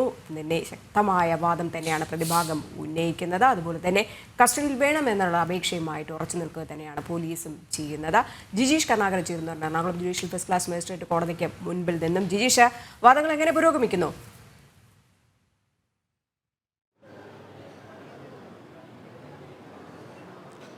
കൂടുതൽ വാദങ്ങളുടെ വിവരങ്ങൾ തന്നെയാണ് ഈ ഒരു ഘട്ടത്തിൽ പുറത്തു വരുന്നത്. ബോബി ചെമ്മണ്ണൂരത്തുള്ള പരിപാടിയുടെ ദൃശ്യങ്ങൾ ഹണി റോസ് തന്നെ സോഷ്യൽ മീഡിയയിൽ ഷെയർ ചെയ്തിരുന്നു എന്ന കാര്യം അവിടെ പ്രതിഭാഗം ഉയർത്തിയിരിക്കുന്നു. അങ്ങനെ ആ ദൃശ്യങ്ങൾ അവർ സമൂഹ മാധ്യമങ്ങളിൽ പങ്കുവച്ചു. അവിടെ ഒരിക്കലും ഒരു ഘട്ടത്തിലും പരാതി ഉണ്ടായിരുന്നില്ല. തന്നെ അവഹേളിക്കുന്ന ഒരു കാര്യങ്ങളാണ് പരാമർശിച്ചിരുന്നത് എങ്കിൽ, അല്ലെങ്കിൽ തനിക്ക് അവഹേളനപരമായ ഒരു കാര്യങ്ങളാണ് പരാമർശിച്ചിരുന്നതെങ്കിൽ എന്തുകൊണ്ട് അവരത് സമൂഹ മാധ്യമത്തിൽ പങ്കുവച്ചു അത്തരത്തിലുള്ള കാര്യമെന്ന് പറയുന്നു. അതുകൊണ്ട് തന്നെ അവിടെ വെച്ച് നടന്നപ്പോൾ അല്ലെങ്കിൽ ആ സംഭവത്തിൽ ആ പരാമർശങ്ങൾ ഉണ്ടായപ്പോൾ അതൊരു മോശം പരാമർശമായി പരാതിക്കാരി കണ്ടിട്ടില്ല. മറിച്ച് പരാതിക്കാരി അതിന്റെ ദൃശ്യങ്ങളടക്കം കൂടുതൽ പ്രചരിപ്പിക്കുകയായിരുന്നു സമൂഹ മാധ്യമങ്ങളിൽ എന്ന കാര്യം തന്നെയാണ് പ്രതിഭാഗം അവിടെ ചൂണ്ടിക്കാണിക്കുന്നത്. ആ ദൃശ്യങ്ങൾ സോഷ്യൽ മീഡിയയിലൂടെ ഷെയർ ചെയ്തു എന്ന കാര്യം പറയുന്നു. മാത്രമല്ല, ദേവി പരാമർശം കഴിഞ്ഞ് ഇരുവരും സൗഹൃദത്തിലായിരുന്നു. അതിന് തെളിവാണിതെന്നും പ്രതിഭാഗം പറയുന്നു. കാരണം ഈ ഒരു പരാമർശത്തിന് ശേഷം ഏതെങ്കിലും തരത്തിൽ അവിടെ എതിർപ്പുണ്ടായിരുന്നു എങ്കിൽ പിന്നീട് അത്തരം പരാമർശങ്ങൾ നടത്തിയ, തന്നോട് മോശം പെരുമാറ്റം നടത്തിയ, മോശമായ വാക്കുകൾ ഉപയോഗിച്ച, സ്ത്രീത്വത്തെ തന്നെ അവഹേളിച്ച ആളുമായി യാതൊരു തരത്തിലുള്ള ചങ്ങാത്തത്തിനും നിൽക്കില്ലായിരുന്നു. മറിച്ച് അതിനുശേഷവും ഇത്തരത്തിൽ അവർ സൗഹൃദത്തിലായിരുന്നു. ആ സൗഹൃദത്തിന് തെളിവാണ് ഈ ദൃശ്യങ്ങൾ തന്നെ സോഷ്യൽ മീഡിയയിലൂടെ അല്ലെങ്കിൽ സമൂഹ മാധ്യമ പ്ലാറ്റ്ഫോമിലൂടെ പങ്കുവയ്ക്കാൻ തയ്യാറായത് എന്ന കാര്യം ചൂണ്ടിക്കാണിക്കുന്നു. ഇതെല്ലാമാണ് പ്രതിഭാഗം. ഇത് ഒരു ആസൂത്രിത കുറ്റമല്ല, ഗൗരവമുള്ള കുറ്റമല്ല, മറിച്ച് ആ വാദങ്ങളെല്ലാം തന്നെ തെറ്റാണ്, അത് അടിസ്ഥാനരഹിതമാണ്, അതിന് പറയാവുന്ന അല്ലെങ്കിൽ മുന്നോട്ട് വെക്കാവുന്ന തെളിവുകൾ തെളിവുകൾ ഒന്നും തന്നെ ഇല്ല എന്നെല്ലാം വാദിക്കുന്നതിന് വേണ്ടിയും സമർത്ഥിക്കുന്നതിന് വേണ്ടിയും പ്രധാനമായും പ്രതിഭാഗം ഉയർത്തിക്കൊണ്ട് മുന്നോട്ട് പോകുന്ന വാദങ്ങൾ എന്ന് പറയുന്നത് ഇതൊക്കെ തന്നെയാണ്. അത്തരം കാര്യങ്ങൾ അവർ കൂടുതലായി അതുമായി ബന്ധപ്പെട്ട വാദങ്ങളിലേക്ക് കടക്കുന്നു എന്ന് തന്നെയാണ് പറയുന്നത്. ചില കൂടുതൽ വിവരങ്ങൾ കൂടി അതേ സമയത്ത് തന്നെ കോടതിയിലെ വാദങ്ങളായി പുറത്തു വരുന്നുണ്ട്. ജിജീഷ്, ഇപ്പോൾ ഹണിക്കെതിരെയായിട്ടാണ് ബോബി ചെമ്മണ്ണൂരിന്റെ അഭിഭാഷകൻ അഡ്വക്കേറ്റ് ബി രാമൻപിള്ള ഉന്നയിക്കുന്നതെന്നാണ് കരുതേണ്ടത്. കാരണം ഈ ഒരു പരാമർശത്തിന് ശേഷവും ഇരുവരും തമ്മിൽ സംസാരിക്കുകയുണ്ടായി, അല്ലെങ്കിൽ അത്തരത്തിലുള്ള സംഭാഷണങ്ങളൊക്കെ തന്നെ നടത്തുകയുണ്ടായി. അപ്പോൾ ബോബി നേരത്തെ പറഞ്ഞ ഒരു കാര്യം ഉണ്ടായിരുന്നു, ഈ ഒരു സിനിമയുടെ പ്രൊമോഷന് വേണ്ടിയിട്ടാണ് ഹണി ഇത്തരത്തിലൊരു പരാതി കൊടുത്തതെന്ന്. അത് കോടതിയിൽ വീണ്ടും ആവർത്തിക്കുക തന്നെയല്ലേ ചെയ്യുന്നത് അഭിഭാഷകനടക്കം?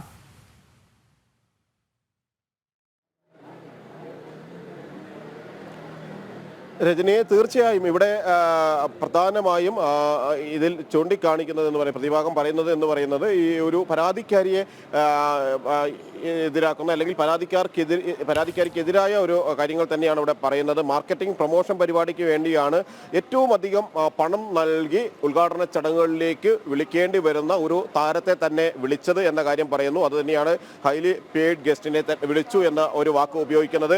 കയറി പിടിച്ചിട്ടില്ല, കൈ കാണിച്ചു, കൈ പിടിച്ചു എന്നത് മാത്രമേ ഉള്ളൂ. അതായത് കൈ കൊടുത്തു, അതിന് പകരം കൈ പിടിച്ചു എന്നത് മാത്രമാണ് പറയുന്നത്. പരിപാടി കഴിയാറായപ്പോൾ ബോബിയെ പരാതിക്കാരി അഭിനന്ദിച്ചിട്ടുണ്ട് എന്ന കാര്യം പറയുന്നുണ്ട്. പിന്നീട് പരിപാടി കഴിഞ്ഞ് ഫേസ്ബുക്കിൽ നടി തന്നെ ദൃശ്യങ്ങളും ഫോട്ടോകളും പങ്കുവച്ചു. ഇപ്പോഴും നടിയുടെ ഫേസ്ബുക്കിൽ ഈ ദൃശ്യങ്ങളും ഫോട്ടോകളും ഉണ്ട്. അത് ഡിലീറ്റ് ചെയ്യാൻ തയ്യാറായിട്ടില്ല. ഈ ഒരു പരാതിയുടെ പശ്ചാത്തലത്തിൽ പോലും അതിൽ നിന്ന് ഡിലീറ്റ് ചെയ്തിട്ടില്ല. ആ ദൃശ്യങ്ങൾ ഇപ്പോഴും ഉണ്ട്. ആ ദൃശ്യങ്ങൾ ആർക്ക് വേണമെങ്കിലും പരിശോധിക്കാം. ആ ദൃശ്യങ്ങൾ പരിശോധിക്കുമ്പോൾ മനസ്സിലാകുന്ന ഒരു കാര്യം എന്ന് പറയുന്നത്, ഒരു തരത്തിലും അന്ന് പരാതിക്കാരിക്ക് ഈ തരത്തിലുള്ള പരാതി ഉണ്ടായിരുന്നില്ല. അത് പിന്നീട് വന്നൊരു പരാതിയാണ്. അതിന് ചില ഗൂഢലക്ഷ്യങ്ങളുണ്ട് എന്ന് തങ്ങൾ വാദിക്കുന്നത് അതുകൊണ്ടാണ് എന്ന് പറഞ്ഞുകൊണ്ടാണ് ഈ വിവരങ്ങൾ ചൂണ്ടിക്കാണിച്ചിരിക്കുന്നത്. ഫേസ്ബുക്ക് ലിങ്ക് കോടതിയിൽ ഹാജരാക്കിയിട്ടുണ്ട് പ്രതിഭാഗം. കാരണം നേരത്തെ കോടതി പറഞ്ഞിരുന്നു ആ ദൃശ്യങ്ങൾ തനിക്കിപ്പോൾ കാണേണ്ടതില്ല, അല്ലെങ്കിൽ കോടതിക്ക് ഇപ്പോൾ കാണേണ്ടതില്ല എന്ന് കോടതി വ്യക്തമാക്കിയ പശ്ചാത്തലത്തിൽ ഈ ലിങ്ക് കോടതിയിൽ ഹാജരാക്കുമെന്ന് പറയുന്നുണ്ട്. മഹാഭാരതത്തിലെ കഥാപാത്രത്തെ കുറിച്ച് പറഞ്ഞതാണെന്നാണ് പ്രതിഭാഗം പറയുന്നത്. ഒരു കഥാപാത്രത്തെ, അത് ഒരു തരത്തിലും താരത്തെ അവഹേളിക്കാൻ, ഹണി റോസിനെ അവഹേളിക്കാൻ ഉദ്ദേശിച്ച് ഒരു പരാമർശവും നടത്തിയിട്ടില്ല. മഹാഭാരതത്തിലെ ഒരു കഥാപാത്രത്തെ സാന്ദർഭികമായി പറഞ്ഞു, ചില പരാമർശങ്ങളുടെ ഭാഗമായി ചില കാര്യങ്ങൾ പറഞ്ഞു പോകുന്നതിനിടയിൽ അതിൽ യാതൊരു ദുരുദ്ദേശവും ഉണ്ടായിരുന്നില്ല, ഇരട്ട അർത്ഥങ്ങൾ ഉണ്ടായിരുന്നില്ല എന്ന കാര്യം തന്നെയാണ് പ്രധാനമായും അവിടെ പ്രതിഭാഗം ചൂണ്ടിക്കാണിക്കുന്നത്. ഇനി ഇതിനെല്ലാം ഇതിനെല്ലാം പ്രോസിക്യൂഷന്റെ വാദങ്ങൾ എന്തായിരിക്കുമെന്ന് സസൂക്ഷ്മം തന്നെ നിരീക്ഷിക്കേണ്ടതുണ്ട്. കാരണം ഓരോ വിശദമായ വാദത്തിലേക്ക് ഈ ഘട്ടത്തിൽ പോകുന്നു. രാമൻപിള്ള അടക്കമുള്ള അഭിഭാഷകർ പ്രതിഭാഗത്തിന് വേണ്ടി പുതിയ വാദങ്ങൾ അവതരിപ്പിക്കുന്നു, പുതിയ തെളിവുകൾ മുന്നിൽ നിർത്തുന്നു.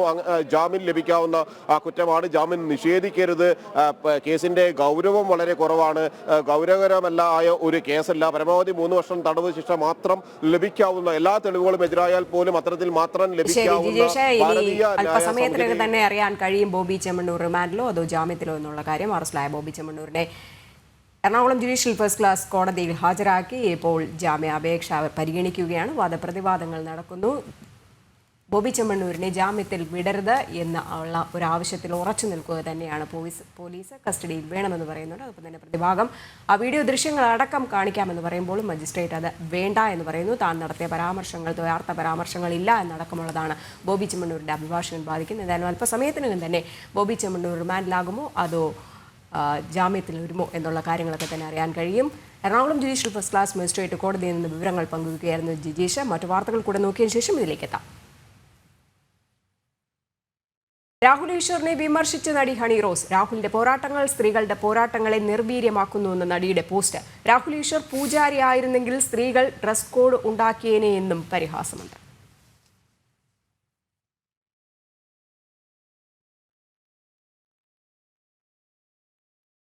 താൻ പറഞ്ഞ വാദത്തിൽ ഉറച്ചു നിൽക്കുന്നു എന്ന് രാഹുൽ ഈശ്വറും ജനൻ ടിവിയോട് പ്രതികരിച്ചിട്ടുണ്ടായിരുന്നു. ഹണി റോസിന്റെ വസ്ത്രധാരണത്തിൽ മിതത്വം പാലിക്കണം എന്നും രാഹുൽ പറഞ്ഞു.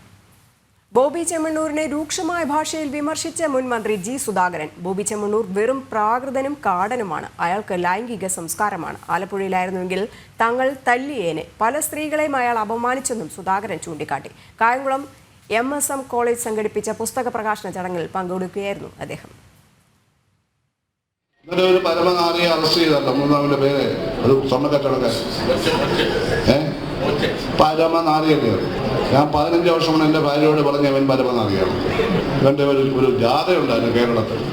പണത്തിൻ്റെ അഹങ്കാരമല്ലാതെ എന്തും ചെയ്യാമെന്നാണ്. പക്ഷേ അവൻ ഒരു പ്രാകൃതനും കാടനുമാണ്. അവനൊരു സംസ്കാരമേ ഉള്ളൂ, ലൈംഗിക സംസ്കാരം. അത് കുറെ കാലമായി പ്രയോഗിച്ചതുകൊണ്ട് കണ്ടക്കുട്ടികളുടെ കൊടുക്കാൻ ആരുമില്ലാതായി പോയിക്കൊണ്ടിരിക്കേണ്ടത്. ഞങ്ങളാരും അറിയില്ല, കുറെ കാലമായിട്ട് ചെയ്തുകൊണ്ടിരിക്കുകയാണ്. ആലപ്പുഴയാണ് ഞങ്ങൾ തട്ടിയത്, ഉറപ്പാണ്. ഇരുമേട്ടിൽ അമ്മയും മകളെയും ബലാത്സംഗം ചെയ്തു കൊന്ന കേസിൽ 1-ാം പ്രതിക്ക് വധശിക്ഷ. പ്രതിയുടെ വധശിക്ഷ ഹൈക്കോടതി ശരിവച്ചു. പെരുവേലിത്തടത്തിൽ രാജേന്ദ്രന്റെ വധശിക്ഷയാണ് ശരിവച്ചത്. 2-ാം പ്രതി ജോമോനെ ഹൈക്കോടതി വെറുതെ വിട്ടു. രേഷ്മ ബാബു ചേരുന്നുണ്ട്. രേഷ്മ, 2007 കേസിന് ആസ്പദമായ സംഭവം ഉണ്ടായിരുന്നത്. എന്താണിപ്പോൾ കോടതിയിൽ നിന്ന് വരുന്ന മറ്റു വിവരങ്ങൾ? പീരുമേട്ടില് അമ്മയെയും മകളെയും ബലാത്സംഗം ചെയ്തു കൊന്ന കേസിലെ 1-ാം പ്രതിയായിട്ടുള്ള രാജേന്ദ്രന്റെ വധശിക്ഷയാണ് ഹൈക്കോടതി ഡിവിഷൻ ബെഞ്ച് നിലവിൽ ശരിവെച്ചിരിക്കുന്നത്. പെരുവേലിത്തടത്തിൽ രാജേന്ദ്രന്റെ വധശിക്ഷ ഹൈക്കോടതി ഡിവിഷൻ ബെഞ്ചാണ് ശരിവെച്ചത്. 2-ാം പ്രതിയായിട്ടുള്ള പെരുവേലിപ്പറമ്പിൽ ജോമോനെ പക്ഷേ ഹൈക്കോടതി വെറുതെ വിട്ടിട്ടുണ്ട്. തെളിവുകളുടെ അഭാവത്തിന്റെ അടിസ്ഥാനത്തിലാണ് 2-ാം പ്രതിയെ വെറുതെ വിട്ടത്. നേരത്തെ തൊടുപുഴ വിചാരണ കോടതി ഇരുവർക്കും വധശിക്ഷ വിധിച്ചിരുന്നു. 1-ാം പ്രതിക്കൊപ്പം തന്നെ, അതായത് രാജേന്ദ്രനൊപ്പം കൃത്യത്തിൽ പങ്കെടുത്തു എന്നുള്ളതായിരുന്നു 2-ാം പ്രതിയായിട്ടുള്ള ജോമോനെതിരായിട്ടുള്ള കുറ്റം. പക്ഷേ ഈ കുറ്റം അത് സംശയാതീതമായിട്ട് തെളിയിക്കാൻ പ്രോസിക്യൂഷൻ ആയില്ല എന്ന കാരണത്താലാണ് നിലവിൽ ഹൈക്കോടതി ഡിവിഷൻ ബെഞ്ച് 2-ാം പ്രതിയായിട്ടുള്ള ജോമോനെ വെറുതെ വിട്ടിരിക്കുന്നത്. 2007 ഈ സംഭവം ഉണ്ടായത്. ശരി Reshma. Wayanad DCC treasurer NM വിജയന്റെ ആത്മഹത്യയുമായി ബന്ധപ്പെട്ട MLA IC ബാലകൃഷ്ണൻ ഉൾപ്പെടെയുള്ള കോൺഗ്രസ് നേതാക്കൾക്കെതിരെ കേസെടുത്ത് പോലീസ്. ആത്മഹത്യാ പ്രേരണാ കുറ്റം ചുമത്തിയാണ് കേസെടുത്തത്. കേസിൽ DCC പ്രസിഡന്റ് ND അപ്പച്ചനെയും പ്രതി ചേർത്തു. കഴിഞ്ഞ ദിവസം തിരുവഞ്ചൂർ രാധാകൃഷ്ണന്റെ നേതൃത്വത്തിലുള്ള സംഘം NM വിജയന്റെ വീട്ടിലെത്തി കുടുംബത്തെ അനുനയിപ്പിച്ചിരുന്നു. എന്നാൽ MLA IC ബാലകൃഷ്ണനെതിരെ അടക്കം പോലീസ് കേസെടുത്തത് കോൺഗ്രസിന് വീണ്ടും തിരിച്ചടിയായി. ബത്തേരി പോലീസാണ് IC ബാലകൃഷ്ണൻ ഉൾപ്പെടെയുള്ള നേതാക്കൾക്കെതിരെ ആത്മഹത്യാ പ്രേരണാ കുറ്റം ചുമത്തി കേസെടുത്തത്. MLAക്ക് പുറമെ DCC പ്രസിഡന്റ് ND അപ്പച്ചൻ, KK ഗോപിനാഥ് എന്നിവർക്കെതിരെയും കേസെടുത്തിട്ടുണ്ട്. NM വിജയന്റെ ആത്മഹത്യാക്കുറിപ്പിൽ പരാമർശിച്ച കൂടുതൽ പേർക്കെതിരെ കേസെടുക്കാനാണ് സാധ്യത. കേസിൽ ഉൾപ്പെട്ടതിനാൽ IC ബാലകൃഷ്ണൻ MLA സ്ഥാനം രാജിവെക്കണമെന്ന ആവശ്യം ശക്തമാവുകയാണ്. കേസിൽ മുൻകൂർ ജാമ്യത്തിനായി പാർട്ടി ശ്രമിക്കുന്നുണ്ട്. അതേസമയം ബത്തേരി ബാങ്കിലെ നിയമനവുമായി ബന്ധപ്പെട്ട് ഒരു കേസ് കൂടി പോലീസ് രജിസ്റ്റർ ചെയ്തു. മകന് ജോലി വാഗ്ദാനം ചെയ്ത് 3 ലക്ഷം രൂപ കോൺഗ്രസ് നേതാക്കൾ തട്ടിയെടുത്തെന്നായിരുന്നു പരാതി. സംഭവത്തിൽ KK ഗോപിനാഥ്, CT ചന്ദ്രൻ, KM വർഗീസ് എന്നിവർക്കെതിരെയാണ് കേസ്. ജനം, വയനാട്. ഛത്തീസ്ഗഡിൽ സുരക്ഷാസേനയും മാവോയിസ്റ്റ് ഭീകരരും തമ്മിൽ ഏറ്റുമുട്ടൽ. സുക്മ ബിജാപൂർ അതിർത്തിയിലെ വനമേഖലയിലാണ് ഏറ്റുമുട്ടലുണ്ടായത്. ബിജാപൂരിൽ കമ്മ്യൂണിസ്റ്റ് ഭീകരർ നടത്തിയ സ്ഫോടനത്തിൽ കഴിഞ്ഞ ദിവസം 9 ജവാന്മാരായിരുന്നു വീരമൃത്യു വരിച്ചിട്ടുണ്ടായിരുന്നത്. ജിഷ്ണു കൃഷ്ണൻ ചേരുന്നുണ്ട്. ജിഷ്ണു, തുടരെ മാവോയിസ്റ്റ് ആക്രമണം ഛത്തീസ്ഗഡിൽ തുടരുന്നു. ശക്തമായ രീതിയിൽ കേന്ദ്ര സർക്കാർ ഇടപെടൽ നടത്തുന്നതിനിടയിലാണ് ഇത്തരത്തിലുള്ള ആക്രമണങ്ങൾ നടക്കുന്നത്.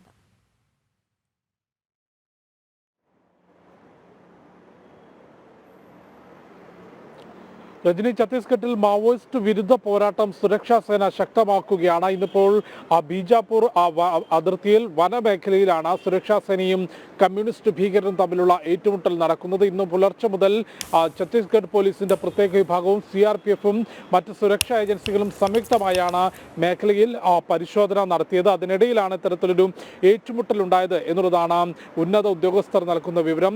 2 ദിവസങ്ങൾക്ക് മുൻപാണ് ബീജാപൂരിൽ തന്നെ ഈ കമ്മ്യൂണിസ്റ്റ് ഭീകരർ നടത്തിയിട്ടുള്ള കുഴിബോംബ് സ്ഫോടനത്തിൽ രാജ്യത്തിന് 9 സൈനികരുടെ ജീവൻ നഷ്ടമായത്. ഇതിന് ശക്തമായ തിരിച്ചടി നൽകും എന്നുള്ളത് ഛത്തീസ്ഗഡ് മുഖ്യമന്ത്രിയും ഒപ്പം ഉന്നത ഉദ്യോഗസ്ഥരും വ്യക്തമാക്കിയിരുന്നു. ഈ സ്ഫോടനം നടത്തിയതിൽ ഉൾപ്പെട്ട സംഘത്തെയാണ് ഇപ്പോൾ ബീജാപൂർ വനമേഖലയിൽ സുരക്ഷാ ഉദ്യോഗസ്ഥർ വളഞ്ഞത് എന്നുള്ളതാണ് മനസ്സിലാക്കുന്നത്. അവിടെ ശക്തമായ ഏറ്റുമുട്ടൽ തുടരുകയാണ്. അതിന്റെ വിശദമായ വിവരങ്ങൾ ലഭ്യമാക്കേണ്ടതുണ്ട്. അത് ഉന്നത ഉദ്യോഗസ്ഥർ ഉടൻ തന്നെ ലഭ്യമാക്കും എന്നുള്ളതാണ് മനസ്സിലാക്കുന്നത്. ഏതായാലും ശക്തമായി ഈ കമ്മ്യൂണിസ്റ്റ് ഭീകര വിരുദ്ധ പോരാട്ടം, മാവോയിസ്റ്റ് വിരുദ്ധ പോരാട്ടം ഛത്തീസ്ഗഡ് മേഖലയിൽ, കാരണം നിലവിൽ രാജ്യത്തിൽ ഛത്തീസ്ഗഡും ജാർഖണ്ഡും ഉൾപ്പെടെ വളരെ ചുരുക്കം ചില മേഖലയിൽ മാത്രമാണ് മാവോയിസ്റ്റ് സാന്നിധ്യം നിലനിൽക്കുന്നത്. 2026 രാജ്യത്ത് നിന്ന് ചുവപ്പൻ ഭീകരത പൂർണ്ണമായും തുടച്ചു നീക്കുമെന്ന പ്രഖ്യാപനം കേന്ദ്ര ആഭ്യന്തരമന്ത്രി അമിത്ഷാ നടത്തിയിരുന്നു. അതനുസൃതമായ പ്രവർത്തനങ്ങൾ നടത്തിവരികയായിരുന്നു. ദിവസങ്ങൾക്ക് മുൻപ് ബീജാപൂരിൽ തന്നെ മാവോയിസ്റ്റ് ഭീകരർ നടത്തിയ IED സ്ഫോടനത്തിൽ രാജ്യത്തിന് 9 സൈനികരെ നഷ്ടമായത്. ഈ സംഘത്തെയാണ് നിലവിൽ ബീജാപൂർ വനമേഖലയിൽ സുരക്ഷാ ഉദ്യോഗസ്ഥർ വളഞ്ഞതെന്ന് മനസ്സിലാക്കുന്നു. അവിടെ ശക്തമായ ഏറ്റുമുട്ടൽ തുടരുകയാണ്. 2 ദിവസങ്ങൾക്ക് മുൻപ് തന്നെ ഛത്തീസ്ഗഡിലെ ബിഷ്ണുപൂർ മേഖലയിൽ നടത്തിയിട്ടുള്ള സംയുക്ത പരിശോധനയിൽ 5 മാവോയിസ്റ്റ് ഭീകരരെ സുരക്ഷാ ഉദ്യോഗസ്ഥർ വധിച്ചിരുന്നു. ഭീകരർക്ക് സുരക്ഷാ ഉദ്യോഗസ്ഥരും കേന്ദ്ര സംസ്ഥാന നേതൃത്വവും നൽകുന്ന അല്ലെങ്കിൽ കേന്ദ്ര സംസ്ഥാന സർക്കാരുകളും നൽകുന്ന മുന്നറിയിപ്പ് എന്നുള്ളത് ഒന്നുകിൽ ആയുധം വെച്ച് കീഴടങ്ങിക്കൊണ്ട് നിയമാനുസൃതമായ പുനരധിവാസ പ്രവർത്തനത്തിന്റെ ഭാഗമായി സാധാരണ ജീവിതത്തിലേക്ക് മടങ്ങുക, അതല്ലെങ്കിൽ ശക്തമായ നിയമ നടപടി നേരിടാൻ തയ്യാറാവുക എന്ന മുന്നറിയിപ്പ് നൽകിക്കൊണ്ടാണ് ഛത്തീസ്ഗഡിൽ മാവോയിസ്റ്റ് വിരുദ്ധ പോരാട്ടം സുരക്ഷാ സേന ശക്തമാക്കുന്നത്. അതിന്റെ ഭാഗമായാണ് ഇപ്പോൾ ബീജാപൂർ വനമേഖലയിൽ ശക്തമായ ഏറ്റുമുട്ടൽ നടക്കുന്നത്. ഇന്ത്യ സഖ്യം തകരുന്നു. വരുന്ന ബീഹാർ നിയമസഭാ തെരഞ്ഞെടുപ്പിൽ ഇന്ത്യ സഖ്യം ഉണ്ടാകില്ലെന്ന സൂചന നൽകി RJD. മുന്നണി രൂപീകരിച്ചത് ലോക്സഭാ തെരഞ്ഞെടുപ്പിന് വേണ്ടി മാത്രമെന്ന് തേജസ്വി യാദവ്. ഇന്ത്യ സഖ്യം പരാജയപ്പെട്ട മുന്നണിയെന്നും BJPയും പറഞ്ഞു. ബീഹാർ നിയമസഭാ തെരഞ്ഞെടുപ്പിന് 8 മാസം മാത്രം ശേഷിക്കെയാണ് തേജസ്വി യാദവിന്റെ പ്രതികരണം. ഇന്ത്യ സഖ്യം ലോക്സഭാ തെരഞ്ഞെടുപ്പിന് വേണ്ടി മാത്രം രൂപീകരിച്ചതാണ്. തെരഞ്ഞെടുപ്പ് കഴിഞ്ഞതോടെ അതില്ലാതായെന്നും തേജസ്വി പട്നയിൽ പറഞ്ഞു. दिल्ली चुनाव में तो पहले से तय था इंडिया अलायंस जो है वो लोकसभा के लिए, और बिहार में जहाँ तक बात की जाए हम लोग तो शुरू से साथ थे यहाँ पे. മഹാരാഷ്ട്രയിൽ NCP ശരത് പവാർ പക്ഷവും ശിവസേന ഉദ്ധവ് വിഭാഗവും ഉടൻ NDAയിൽ ചേരുമെന്നാണ് റിപ്പോർട്ടുകൾ. സുപ്രിയ സുലെയും സഞ്ജയ് റൌത്തിന്റെയും പ്രതികരണം ഇതാണ് സൂചിപ്പിക്കുന്നത്. ഉത്തർപ്രദേശിൽ അഖിലേഷ് യാദവ് നേരത്തെ തന്നെ ഇന്ത്യ സഖ്യത്തെ പലതവണ വിമർശിച്ചിരുന്നു. അടുത്തിടെ 10 സീറ്റുകളിലേക്ക് നടന്ന ഉപതെരഞ്ഞെടുപ്പിൽ SP കോൺഗ്രസിന് 1 സീറ്റ് പോലും നൽകിയിരുന്നില്ല. അതേസമയം തേജസ്വിയുടെ പ്രതികരണത്തിന് പിന്നാലെ ഇന്ത്യ സഖ്യത്തെ പരിഹസിച്ച് BJP രംഗത്തെത്തി. ഇന്ത്യ സഖ്യം ഒരു പരാജയപ്പെട്ട അധ്യായമാണെന്നും രാഹുൽ ഗാന്ധിയെ അംഗീകരിക്കുന്നത് സോണിയാഗാന്ധി മാത്രമാണെന്നും BJP ദേശീയ വക്താവ് प्रदीप भंडारी परिहसिച്ചു. जिनका एजेंडा नेगेटिव होता है उनको जनता सिर्फ और सिर्फ नकारती है. आज ये स्पष्ट हो चुका है कि दिल्ली चुनाव में समाजवादी पार्टी और TMC ने कह दिया है कि कांग्रेस भी विपक्ष में बैठेगी, आम आदमी पार्टी भी विपक्ष में बैठेगी. ജനം ഡൽഹി. ഓസ്കാർ ഇവന്റ് സ്ഥാപനങ്ങളിൽ GST റെയ്ഡ്. തൃശൂരിലെ ഓഫീസിലാണ് റെയ്ഡ് നടക്കുന്നത്. 2 വാഹനങ്ങളിലായി എത്തിയ സംഘമാണ് റെയ്ഡ് നടത്തുന്നത്. ആനന്ദ് പുത്തൂർ ചേരുന്നുണ്ട്. ആനന്ദ്, കഴിഞ്ഞ ദിവസം ഈ ഓസ്കാർ ഇവന്റ്സിന്റെ ഉടമ അറസ്റ്റിലായിട്ടുണ്ടായിരുന്നു. അതിന് പിന്നാലെയാണ് GSTയുടെ ഈ ഒരു നടപടി കൂടെ നടക്കുന്നത്. എങ്ങനെ പുരോഗമിക്കുന്നു റെയ്ഡ്?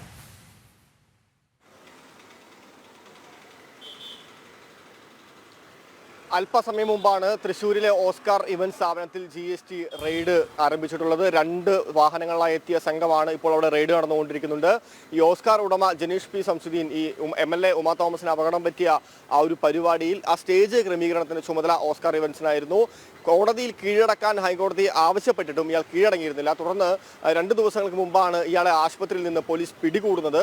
ഇയാൾ ശാരീരികമായിട്ടുള്ള അസ്വസ്ഥതകൾ പറഞ്ഞുകൊണ്ട് കീഴടങ്ങാതിരിക്കുകയായിരുന്നു. തുടർന്ന് പോലീസ് നേരിട്ട് വന്ന് പിടികൂടുകയായിരുന്നു. നിരവധി ആരോപണങ്ങളാണ് ഈ സ്ഥാപനത്തിനെതിരെ നേരത്തെയും ഉയർന്നിരുന്നത്. പ്രത്യേകിച്ച് ഈ കോർപ്പറേഷനുമായി ബന്ധപ്പെട്ടുകൊണ്ടുള്ള വലിയ ബന്ധങ്ങൾ ഇയാൾക്കുണ്ട്. അതിൻ്റെ അടിസ്ഥാനത്തിൽ പല കാര്യങ്ങളിലും ഇയാൾ നിയമവിരുദ്ധമായിട്ടുള്ള പ്രവർത്തനങ്ങൾ നടത്തുന്നുണ്ട് എന്നുള്ള ഒരു ആരോപണം ശക്തമായിരുന്നു. അതേ സാഹചര്യത്തിൽ തന്നെയാണ് ഈ ഇത്തരത്തിലുള്ള ഈ MLAയുടെ ആ പരിപാടിയിൽ അനിഷ്ടം സംഭവിക്കുന്നതും തുടർന്ന് ഇയാൾ പിടിയിലാവുന്നതും. എന്തായാലും ഈ GST റെയ്ഡ് ഈ പ്രദേശത്ത്, അതായത് ഈ ഓസ്കാർ ഇവന്റ്സിന്റെ സ്ഥാപനത്തിൽ പുരോഗമിച്ചുകൊണ്ടിരിക്കുകയാണ്. കഴിഞ്ഞ 2 മാസങ്ങൾക്ക് മുന്നേയും ഇത്തരത്തിൽ GST റെയ്ഡ് സമാനമായിട്ടുള്ള സ്ഥാപനത്തിൽ നടന്നിരുന്നു. ശരി, ആനന്ദ് പുത്തൂരാണ് വിവരങ്ങൾ നൽകിയത്. കൊലക്കേസ് പ്രതികൾക്ക് വീരപരിവേഷം നൽകി കണ്ണൂർ സെൻട്രൽ ജയിലിന് പുറത്ത് സ്വീകരണം നൽകി CPM നേതാക്കൾ. പെരിയ ഇരട്ട കൊലപാതക കേസിൽ 4 പേരുടെ ശിക്ഷ ഹൈക്കോടതി സ്റ്റേ ചെയ്തതിന് പിന്നാലെ ജയിലിന് പുറത്തിറങ്ങിയ CPM നേതാക്കളായ 4 പേർക്കാണ് സ്വീകരണം ഒരുക്കിയത്. CPMന്റെ കണ്ണൂർ, കാസർഗോഡ് ജില്ലാ സെക്രട്ടറിമാരും സംസ്ഥാന സമിതി അംഗങ്ങളായ P. ജയരാജനും KP സതീഷ് ചന്ദ്രനും പ്രതികളെ സ്വീകരിക്കാൻ എത്തിയിരുന്നു. ജയിലിൽ നിന്ന് പുറത്തേക്കിറങ്ങിയ കൊലക്കേസ് പ്രതികളെ മുഷ്ടി ചുരുട്ടി അഭിവാദ്യം ചെയ്ത് രക്തഹാരമണിയിച്ച് സ്വീകരിച്ച് വീരപരിവേഷം നൽകുകയാണ് CPM ചെയ്തത്. അതിനാകട്ടെ CPM കണ്ണൂർ, കാസർഗോഡ് ജില്ലാ സെക്രട്ടറിമാരുടെയും സംസ്ഥാന സമിതി അംഗങ്ങളായ P. ജയരാജന്റെയും KP സതീഷ് ചന്ദ്രന്റെയും അകമ്പടിയും. താൽക്കാലിക സ്റ്റേ ലഭിച്ചതിനെ തുടർന്ന് പുറത്തിറങ്ങിയ പ്രതികൾക്ക് പറയാനുള്ളത് തങ്ങൾ നിരപരാധികളാണെന്ന പതിവ് പല്ലവി. പാർട്ടി തങ്ങളുടെ കൂടെയുണ്ട് എന്ന ഉറപ്പ് ലഭിച്ചിട്ടുണ്ടെന്നും പ്രതികളുടെ പ്രതികരണം. ഞങ്ങളുടെ പാർട്ടി തീർച്ചയായും ഞങ്ങളെ അറിയാവുന്നതുകൊണ്ട് തന്നെ ഞങ്ങളെല്ലാം നിരപരാധികളാണ് എന്നും CPIM-നെതിരായിട്ടുള്ള ഒരു രാഷ്ട്രീയ ഗൂഢാലോചനയുടെ ഭാഗമായിട്ടാണ് ഞങ്ങളെല്ലാം പ്രതി ചേർക്കപ്പെട്ടത് എന്ന് ഉറച്ച് വിശ്വസിക്കുകയും ഇതിൽ നിന്ന് മോചനം നേടി വരാനാവശ്യമായിട്ടുള്ള എല്ലാ സാഹചര്യങ്ങളും ഒരുക്കി തരുന്നതിൽ കാസർഗോഡ് ജില്ലയിലെ പാർട്ടി, കണ്ണൂർ ജില്ലയിലെ പാർട്ടി, കേരളത്തിലെമ്പാടുമുള്ള പാർട്ടിയുടെ പ്രവർത്തകരും നേതാക്കന്മാരുമെല്ലാം വലിയ സഹായവും പിന്തുണയുമാണ് ഞങ്ങൾക്ക് നൽകിയിട്ടുള്ളത്. അതേസമയം CPM-കാർ പ്രതികളായാൽ അന്വേഷണ ഏജൻസിയെ കുറ്റം പറയുന്ന രീതി നേതാക്കൾ ഇന്നും തുടർന്നു. CPM-നെ പ്രതിക്കൂട്ടിൽ നിർത്തുന്നതിന് വേണ്ടിയാണ് CBI അതിൻ്റെ രാഷ്ട്രീയമായിട്ടുള്ള ദൗത്യം നിർവഹിച്ചത്. അത് വളരെ കൃത്യമായിട്ട് ഹൈക്കോടതിയിലെ ഡിവിഷൻ ബെഞ്ചിന്റെ വിധിയോടുകൂടി ഇപ്പൊ വ്യക്തമായി കഴിഞ്ഞിരിക്കുകയാണ്. പെരിയ ഇരട്ടക്കൊലക്കേസിൽ CPM നേതാക്കളായ 4 പേർക്ക് 5 വർഷം ശിക്ഷ വിധിച്ച CBI കോടതിയുടെ വിധി ഹൈക്കോടതി താൽക്കാലികമായി സ്റ്റേ ചെയ്തതോടെയാണ് പ്രതികൾ പുറത്തിറങ്ങിയത്. ഉദുമ മുൻ MLA KV Kunhiraman, K Manikandan, Raghavan Velutholi, MK Bhaskaran എന്നിവരാണ് ജയിലിന് പുറത്തിറങ്ങിയത്. ജനം, കണ്ണൂർ. മെക്സവനെതിരെ ഗുരുതര ആരോപണമുണ്ടായിട്ടും യാതൊരു അന്വേഷണവും നടത്താതെ കേരള പോലീസ്. രാജ്യത്തിന് തന്നെ വെല്ലുവിളി ഉയർത്തുന്ന ഭീകരവാദ ശക്തികൾ മെക്സവന് പിന്നിലുണ്ടെന്ന് CPM-ന്റെ പ്രമുഖ നേതാവ് പരസ്യമായി പറഞ്ഞിട്ടും യാതൊരു അന്വേഷണവും കേരള പോലീസ് നടത്തിയിട്ടില്ല. മെക്സവന്റെ പ്രവർത്തനങ്ങളെ ജാഗ്രതയോടെ കാണണമെന്ന് കേന്ദ്ര സംസ്ഥാന ഏജൻസികൾ മുന്നറിയിപ്പും നൽകിയിരുന്നു. എന്നാൽ ഇക്കാര്യം സംസ്ഥാന സർക്കാർ പൂർണ്ണമായും അവഗണിക്കുകയാണ്. ജില്ലയിൽ ഒരു 1-2 സ്ഥലത്ത് രാവിലെ ഒരു വാട്സപ്പ് കൂട്ടായ്മയൊക്കെ രൂപീകരിച്ച് ഇങ്ങനെ ഒരു പുതിയ സംഘം വന്നിരിക്കുന്നു. ഇങ്ങനെ ചിലയിടത്തൊക്കെ തുടങ്ങിയിരിക്കുന്നു. ആ കക്കോടി ഭാഗത്ത് ബാലുശ്ശേരിയൊക്കെ 2-3 കേന്ദ്രത്തിൽ ഇന്നലെ രാവിലെ സഖാക്കൾ വിളിച്ചു പറഞ്ഞു, ഒന്ന് അന്വേഷിക്കാൻ പറഞ്ഞു, ഗവേഷണം നടത്തി സൂക്ഷ്മമായിട്ട് നോക്കുമ്പോ ഈ വാട്സപ്പ് കൂട്ടായ്മ ഇതിന്റെയൊക്കെ അഡ്മിൻ കണ്ടുപിടിച്ച് തേടി നിങ്ങളെ ജില്ലയിൽ ഒരിക്കലേക്കാണ് എത്തിയത്. അപ്പൊ നോക്കുമ്പോ 2 ആളെ പറ്റി അന്വേഷിച്ച് നോക്കുമ്പോ നിരോധിക്കപ്പെട്ട പോപ്പുലർ ഫണ്ടിന്റെ ആളുകളാണ്. CPM കോഴിക്കോട് ജില്ലാ സെക്രട്ടറി P മോഹനൻ കൃത്യമായ വിവരങ്ങളുടെ അടിസ്ഥാനത്തിലായിരുന്നു ഈ കാര്യങ്ങൾ പരസ്യമായി തുറന്നു പറഞ്ഞത്.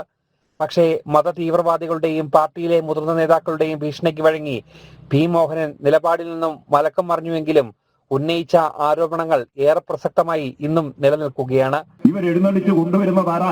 ജമാഅത്തെ ഇസ്ലാമി. എന്നിട്ട് പറയാ നിങ്ങൾ ഫീസൊന്നും വേണ്ട, പരിശീലിപ്പിക്കാൻ ആദ്യം കുറച്ചാൾ വരും, ബാക്കി പിന്നെ നിങ്ങൾ അങ്ങ് നോക്കിയാൽ മതി. ഒരു 10 പൈസ ചെലവില്ല.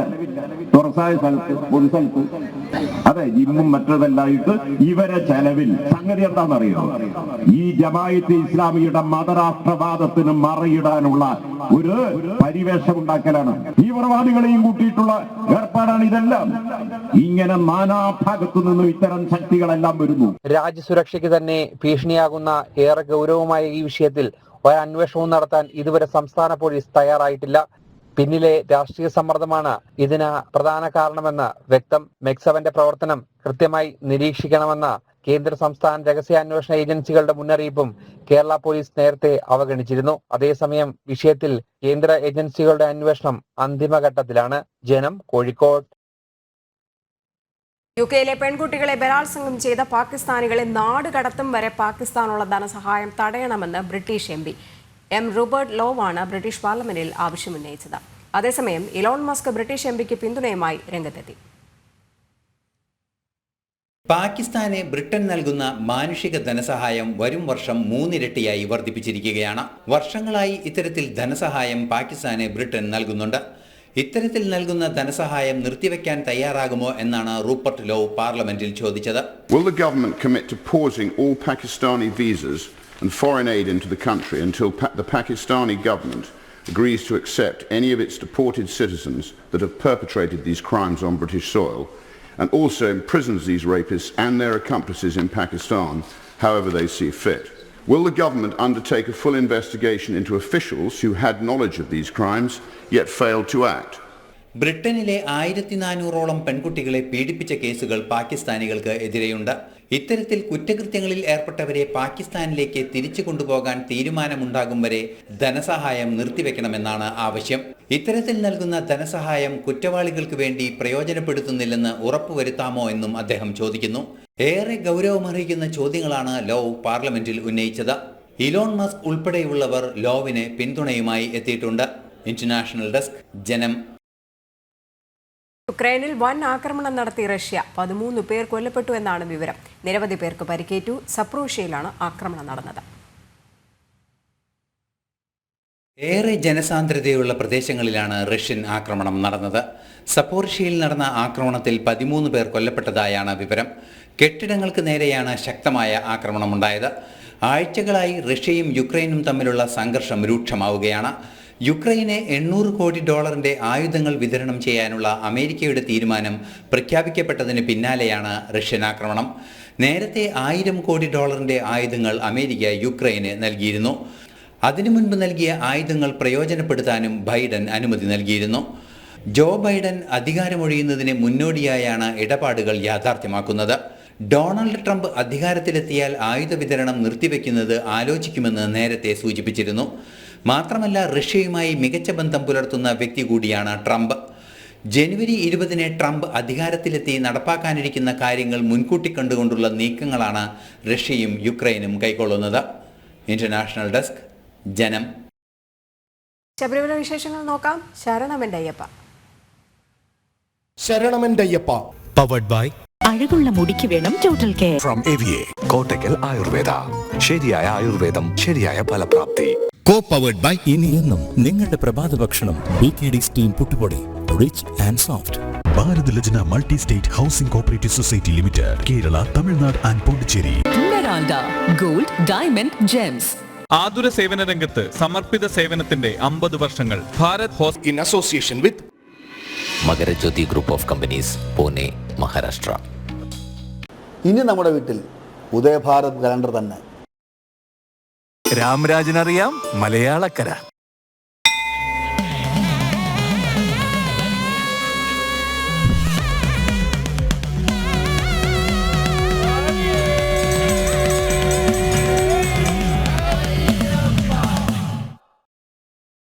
ശബരിമലയിൽ തിരക്ക് വർദ്ധിച്ച സാഹചര്യത്തിൽ കൂടുതൽ നിയന്ത്രണങ്ങൾ. ജനുവരി 12-ാം തീയതി മുതൽ ഭക്തരുടെ എണ്ണത്തിൽ നിയന്ത്രണം വരുത്തി. 12 മുതൽ പമ്പയിൽ പാർക്കിങ്ങിനും നിയന്ത്രണമുണ്ട്. 11 മുതൽ എരുമേലി കാനനപാത വഴി അമ്പലപ്പുഴ ആലങ്ങാട് സംഘങ്ങൾക്ക് മാത്രമായിരിക്കും പ്രവേശനം. ഭക്തരുടെ എണ്ണം അനിയന്ത്രിതമായി വർദ്ധിച്ച സാഹചര്യത്തിലാണ് കൂടുതൽ നിയന്ത്രണങ്ങൾ ഏർപ്പെടുത്തുന്നത്. ജനുവരി 12-ന് 60,000 പേർക്കും 13-ന് 50,000 പേർക്കും 14-ന് 40,000 തീർത്ഥാടകർക്കുമാണ് വെർച്വൽ ക്യൂ വഴി പ്രവേശനം. സ്പോട്ട് ബുക്കിംഗ് വഴി 12 മുതൽ 5,000 പേർക്ക് ശബരിമലയിലെത്താം. മകരവിളക്ക് ദിവസമായ 14-ന് 1,000 പേർക്ക് മാത്രമായിരിക്കും പ്രവേശനം. പിന്നെ ക്രമീകരണവുമായി ബന്ധപ്പെട്ട് 12-ന് 50,000 പേർ, 12-ന് 60,000 പേർ, 13-ന് 60,000 പേർ വെർച്വൽ ക്യൂവിൻ്റെ കാര്യമാണ് പറയുന്നത്. 12-ന് 60,000, 13-ന് 50,000, 14-ന് 40,000. എല്ലാം സ്പോട്ട് ബുക്കിംഗ് 5,000 നിജപ്പെടുത്തിയിട്ടുണ്ട്. 14-ന് 1,000 പേര് മാത്രമാണ്. 11 മുതൽ എരുമേലി കാനനപാത വഴി അമ്പലപ്പുഴ, ആലങ്ങാട്, പേട്ടത്തുള്ളൽ ഔദ്യോഗിക സംഘങ്ങൾക്ക് മാത്രമാണ് പ്രവേശനാനുമതി. ഇതുവഴി വെർച്വൽ ക്യൂ ബുക്ക് ചെയ്തവർക്ക് പമ്പ വഴി വരാം. 15-ന് പുലർച്ചെ 2 മണി മുതൽ ബുക്ക് ചെയ്തവർക്ക് രാവിലെ 6 മണി മുതൽ എത്തിയാൽ മതി. 11-ാം തീയതി മുതൽ 14-ാം തീയതി വരെ, 11-ാം തീയതി മുതൽ മകരവിളക്ക് ദിവസമായ 14-ാം തീയതി വരെ ഈ ചടങ്ങുകളുടെ ഭാഗമായിട്ടുള്ള അംഗങ്ങൾക്ക്, അമ്പലപ്പുഴ അതുപോലെ തന്നെ ആലങ്ങാട് സംഘങ്ങൾക്ക് മാത്രമാണ് മുക്കുഴി വഴിയുള്ള കാനനപാത ഉപയോഗപ്പെടുത്തുവാനുള്ള സൗകര്യം ഒരുക്കിയിട്ടുള്ളത്. അതുവഴി വരുന്ന ബാക്കി സ്പോട്ട് ബുക്കിംഗ് ആണെങ്കിലും മറ്റ് ബുക്കിങ്ങുകളിലൂടെയും വരുന്ന ഭക്തജനങ്ങൾക്ക് പമ്പയിലെത്തി പമ്പയിൽ നിന്ന് സന്നിധാനത്തേക്ക് പ്രവേശിക്കാനുള്ള അനുമതി ഉണ്ടായിരിക്കുന്നതായിരിക്കും. അപ്പോൾ ഈ സംഘാംഗങ്ങൾക്കൊപ്പം വരുന്ന മെമ്പേഴ്സിന് മാത്രമാണ് ഈ ദിവസങ്ങളിൽ 11 മുതൽ 14 വരെയുള്ള ദിവസങ്ങളിൽ മുക്കുഴി തൊട്ട് പമ്പ വരെയുള്ള കാനനപാതയിലൂടെ പ്രവേശനം അനുവദിച്ചിരിക്കുന്നത്. 12-ാം തീയതി മുതൽ പമ്പയിൽ ചാലക്കയത്തും നിലയ്ക്കലും മാത്രമായിരിക്കും വാഹനങ്ങൾക്ക് പാർക്കിംഗ് സൗകര്യം. പുൽമേട് വഴി പ്രവേശനം രാവിലെ 7 മണി മുതൽ 12 മണി വരെയാക്കിയും ചുരുക്കിയിട്ടുണ്ട്. മകരവിളക്കിന് സന്നിധാനത്ത് പാചകം ചെയ്യുന്നതിന് നിരോധനം ഏർപ്പെടുത്തിയിട്ടുണ്ട്. ഇവർ കൊണ്ടുവരുന്ന പാത്രങ്ങളും ഗ്യാസ് സിലിണ്ടറും പമ്പയിൽ സൂക്ഷിക്കുന്നതിന് സൗകര്യം ഏർപ്പെടുത്തും. അന്നദാന മണ്ഡപത്തിന് പുറമെ പാണ്ടിത്താവളം ഉൾപ്പെടെയുള്ളിടത്ത് ഭക്ഷണ വിതരണവും നടത്തും. ജനം, സന്നിധാനം. ചിറക് നഷ്ടപ്പെട്ട ഒരു പരുന്ത്. ആ പരുന്തിന് 3 വർഷമായി പരിചരണം ഒരുക്കുന്നു വനപാലകർ. സഹജീവി സ്നേഹത്തിന്റെ നീർക്കാഴ്ചയായി മാറുകയാണ് പത്തനംതിട്ട കോന്നിയിൽ നിന്നുള്ള ഈ കാഴ്ചകൾ. ഈ റിപ്പോർട്ടോടുകൂടി ന്യൂസ് at 2 PM ഉച്ചവാർത്ത പൂർണ്ണമാകുന്നു. നമസ്തേ.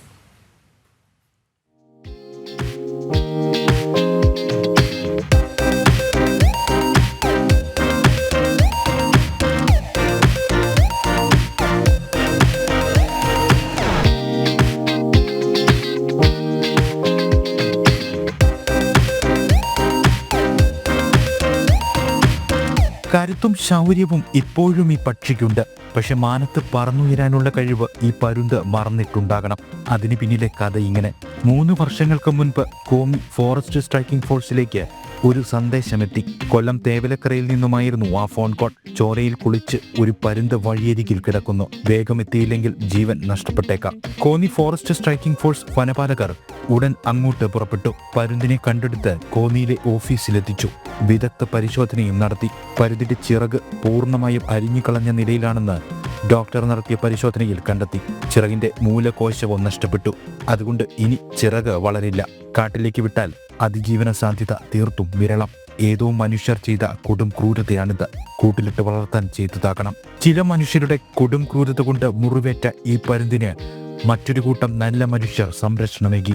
കാട്ടിലേക്ക് വിട്ടാൽ ജീവൻ നഷ്ടപ്പെടുമെന്ന് ഉറപ്പുള്ളതുകൊണ്ട് കോന്നി ഫോറസ്റ്റ് സ്ട്രൈക്കിംഗ് ഫോഴ്സിലെ വനപാലകർ പരുന്തിനാവശ്യമായ എല്ലാ ശുശ്രൂഷകളും നൽകി പരിചരിച്ചു. കൂട്ടിലിട്ടല്ല പരിചരണം. പരുന്തിന് സ്വതന്ത്രമായി വിഹരിക്കാം. ഭക്ഷണമായി മീനും ഇറച്ചിയും നൽകും. പക്ഷിയുടെ വന്യ സ്വഭാവം അതേപടി നിലനിർത്തി തന്നെയാണ് പരിചരണം. ഇണക്കി നിർത്താൻ ശ്രമിച്ചിട്ടേയില്ല.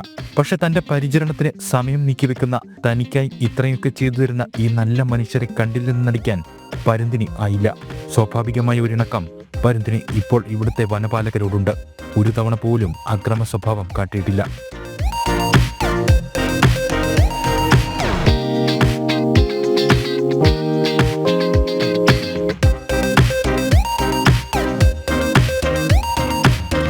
ഇതിന് 3.5 വർഷത്തോളമായി നമുക്കിതിനെ ലഭിച്ചിട്ട്. കൊല്ലം തേവലക്കരയിൽ എന്ന സ്ഥലത്തു നിന്നാണ് ഇതിനെ കിട്ടിയത്. അവിടെ റോഡ് സൈഡിൽ പരിക്കുപറ്റി കിടക്കുന്നതായിട്ട് പൊതുജനങ്ങൾ അറിയിച്ചതിന് പ്രകാരം നമ്മളവിടെ പോയി എടുത്തതാണ്. എടുത്തുകൊണ്ട് വന്ന് നമ്മളിവിടുത്തെ ഡോക്ടറെ കാണിക്കുകയും പുള്ളിയുടെ ട്രീറ്റ്മെൻറ്റ് പ്രകാരം അതിൻ്റെ മൂലകോശങ്ങൾ നശിച്ചതിനാൽ തുടർന്ന് അതിൻ്റെ ചിറക് വളരാൻ സാധ്യതയില്ലാത്തതിനാൽ നമ്മളിവിടെ കൊണ്ടുവന്ന് വളർത്തുകയായിരുന്നു. പിന്നെ ഇതിനെ കാട്ടിലേക്ക് വിട്ടാലും അതിജീവന ശേഷി നഷ്ടപ്പെട്ടത് പോകുന്നതിനാൽ തുറന്ന് ഇവിടെ വളർത്തി ഇതിനെ മത്സ്യം മറ്റും വാങ്ങിക്കൊടുക്കുമായിരുന്നു. അത് ഇപ്പം ട്രീറ്റ്മെൻ്റ് ഒന്നുമില്ല, നിലവിൽ ഒന്നും ചെയ്തിട്ട് കാര്യമില്ല എന്നാണ് ഡോക്ടർ പറഞ്ഞത്. പരിക്കേറ്റ നിലയിൽ കണ്ടെത്തുന്ന നിരവധി മൃഗങ്ങളെ കോന്നി ഫോറസ്റ്റ് സ്ട്രൈക്കിംഗ് ഫോഴ്സ് സമാനമായി പരിചരിച്ച് കാട്ടിലേക്ക് മടക്കി അയക്കാറുണ്ട്. പരിക്കേറ്റ മൃഗങ്ങളെ നമ്മൾ ഒരുപാട് ജീവികളെ ഇവിടെ കൊണ്ടുവന്ന് അതിൻ്റെ മുറിവ് ഭേദമാക്കി നമ്മൾ കാട്ടിലേക്ക് അയച്ചിട്ടുണ്ട്. വന്യമൃഗ സ്വഭാവം ഉണ്ടാകും. പിന്നെ കുറച്ച് വർഷങ്ങളായിട്ട് ഇവിടെ നിൽക്കുന്നതുകൊണ്ട് നമ്മളോട് ഒരു അല്പം ഇണക്കമുണ്ട്. നമ്മുടെ ഒരു ഭാഗമായിട്ട് തന്നെ നിൽക്കുന്നതാണ്. മരച്ചില്ലകളിൽ നിന്നും മുകളിലേക്ക് കയറാൻ പരുന്ത് നിരന്തര ശ്രമം നടത്തുന്നുണ്ട്. ആകാശത്തിൽ ഉയരെ പറക്കണം എന്നു തന്നെയാണ് പരുന്തിന്റെ ആഗ്രഹമെന്ന് തോന്നിപ്പോകും. ചിറക് നഷ്ടപ്പെട്ടാലും ജന്മസവിശേഷത അങ്ങനെ തന്നെ ഉണ്ടാകുമല്ലോ. ജനം, പത്തനംതിട്ട.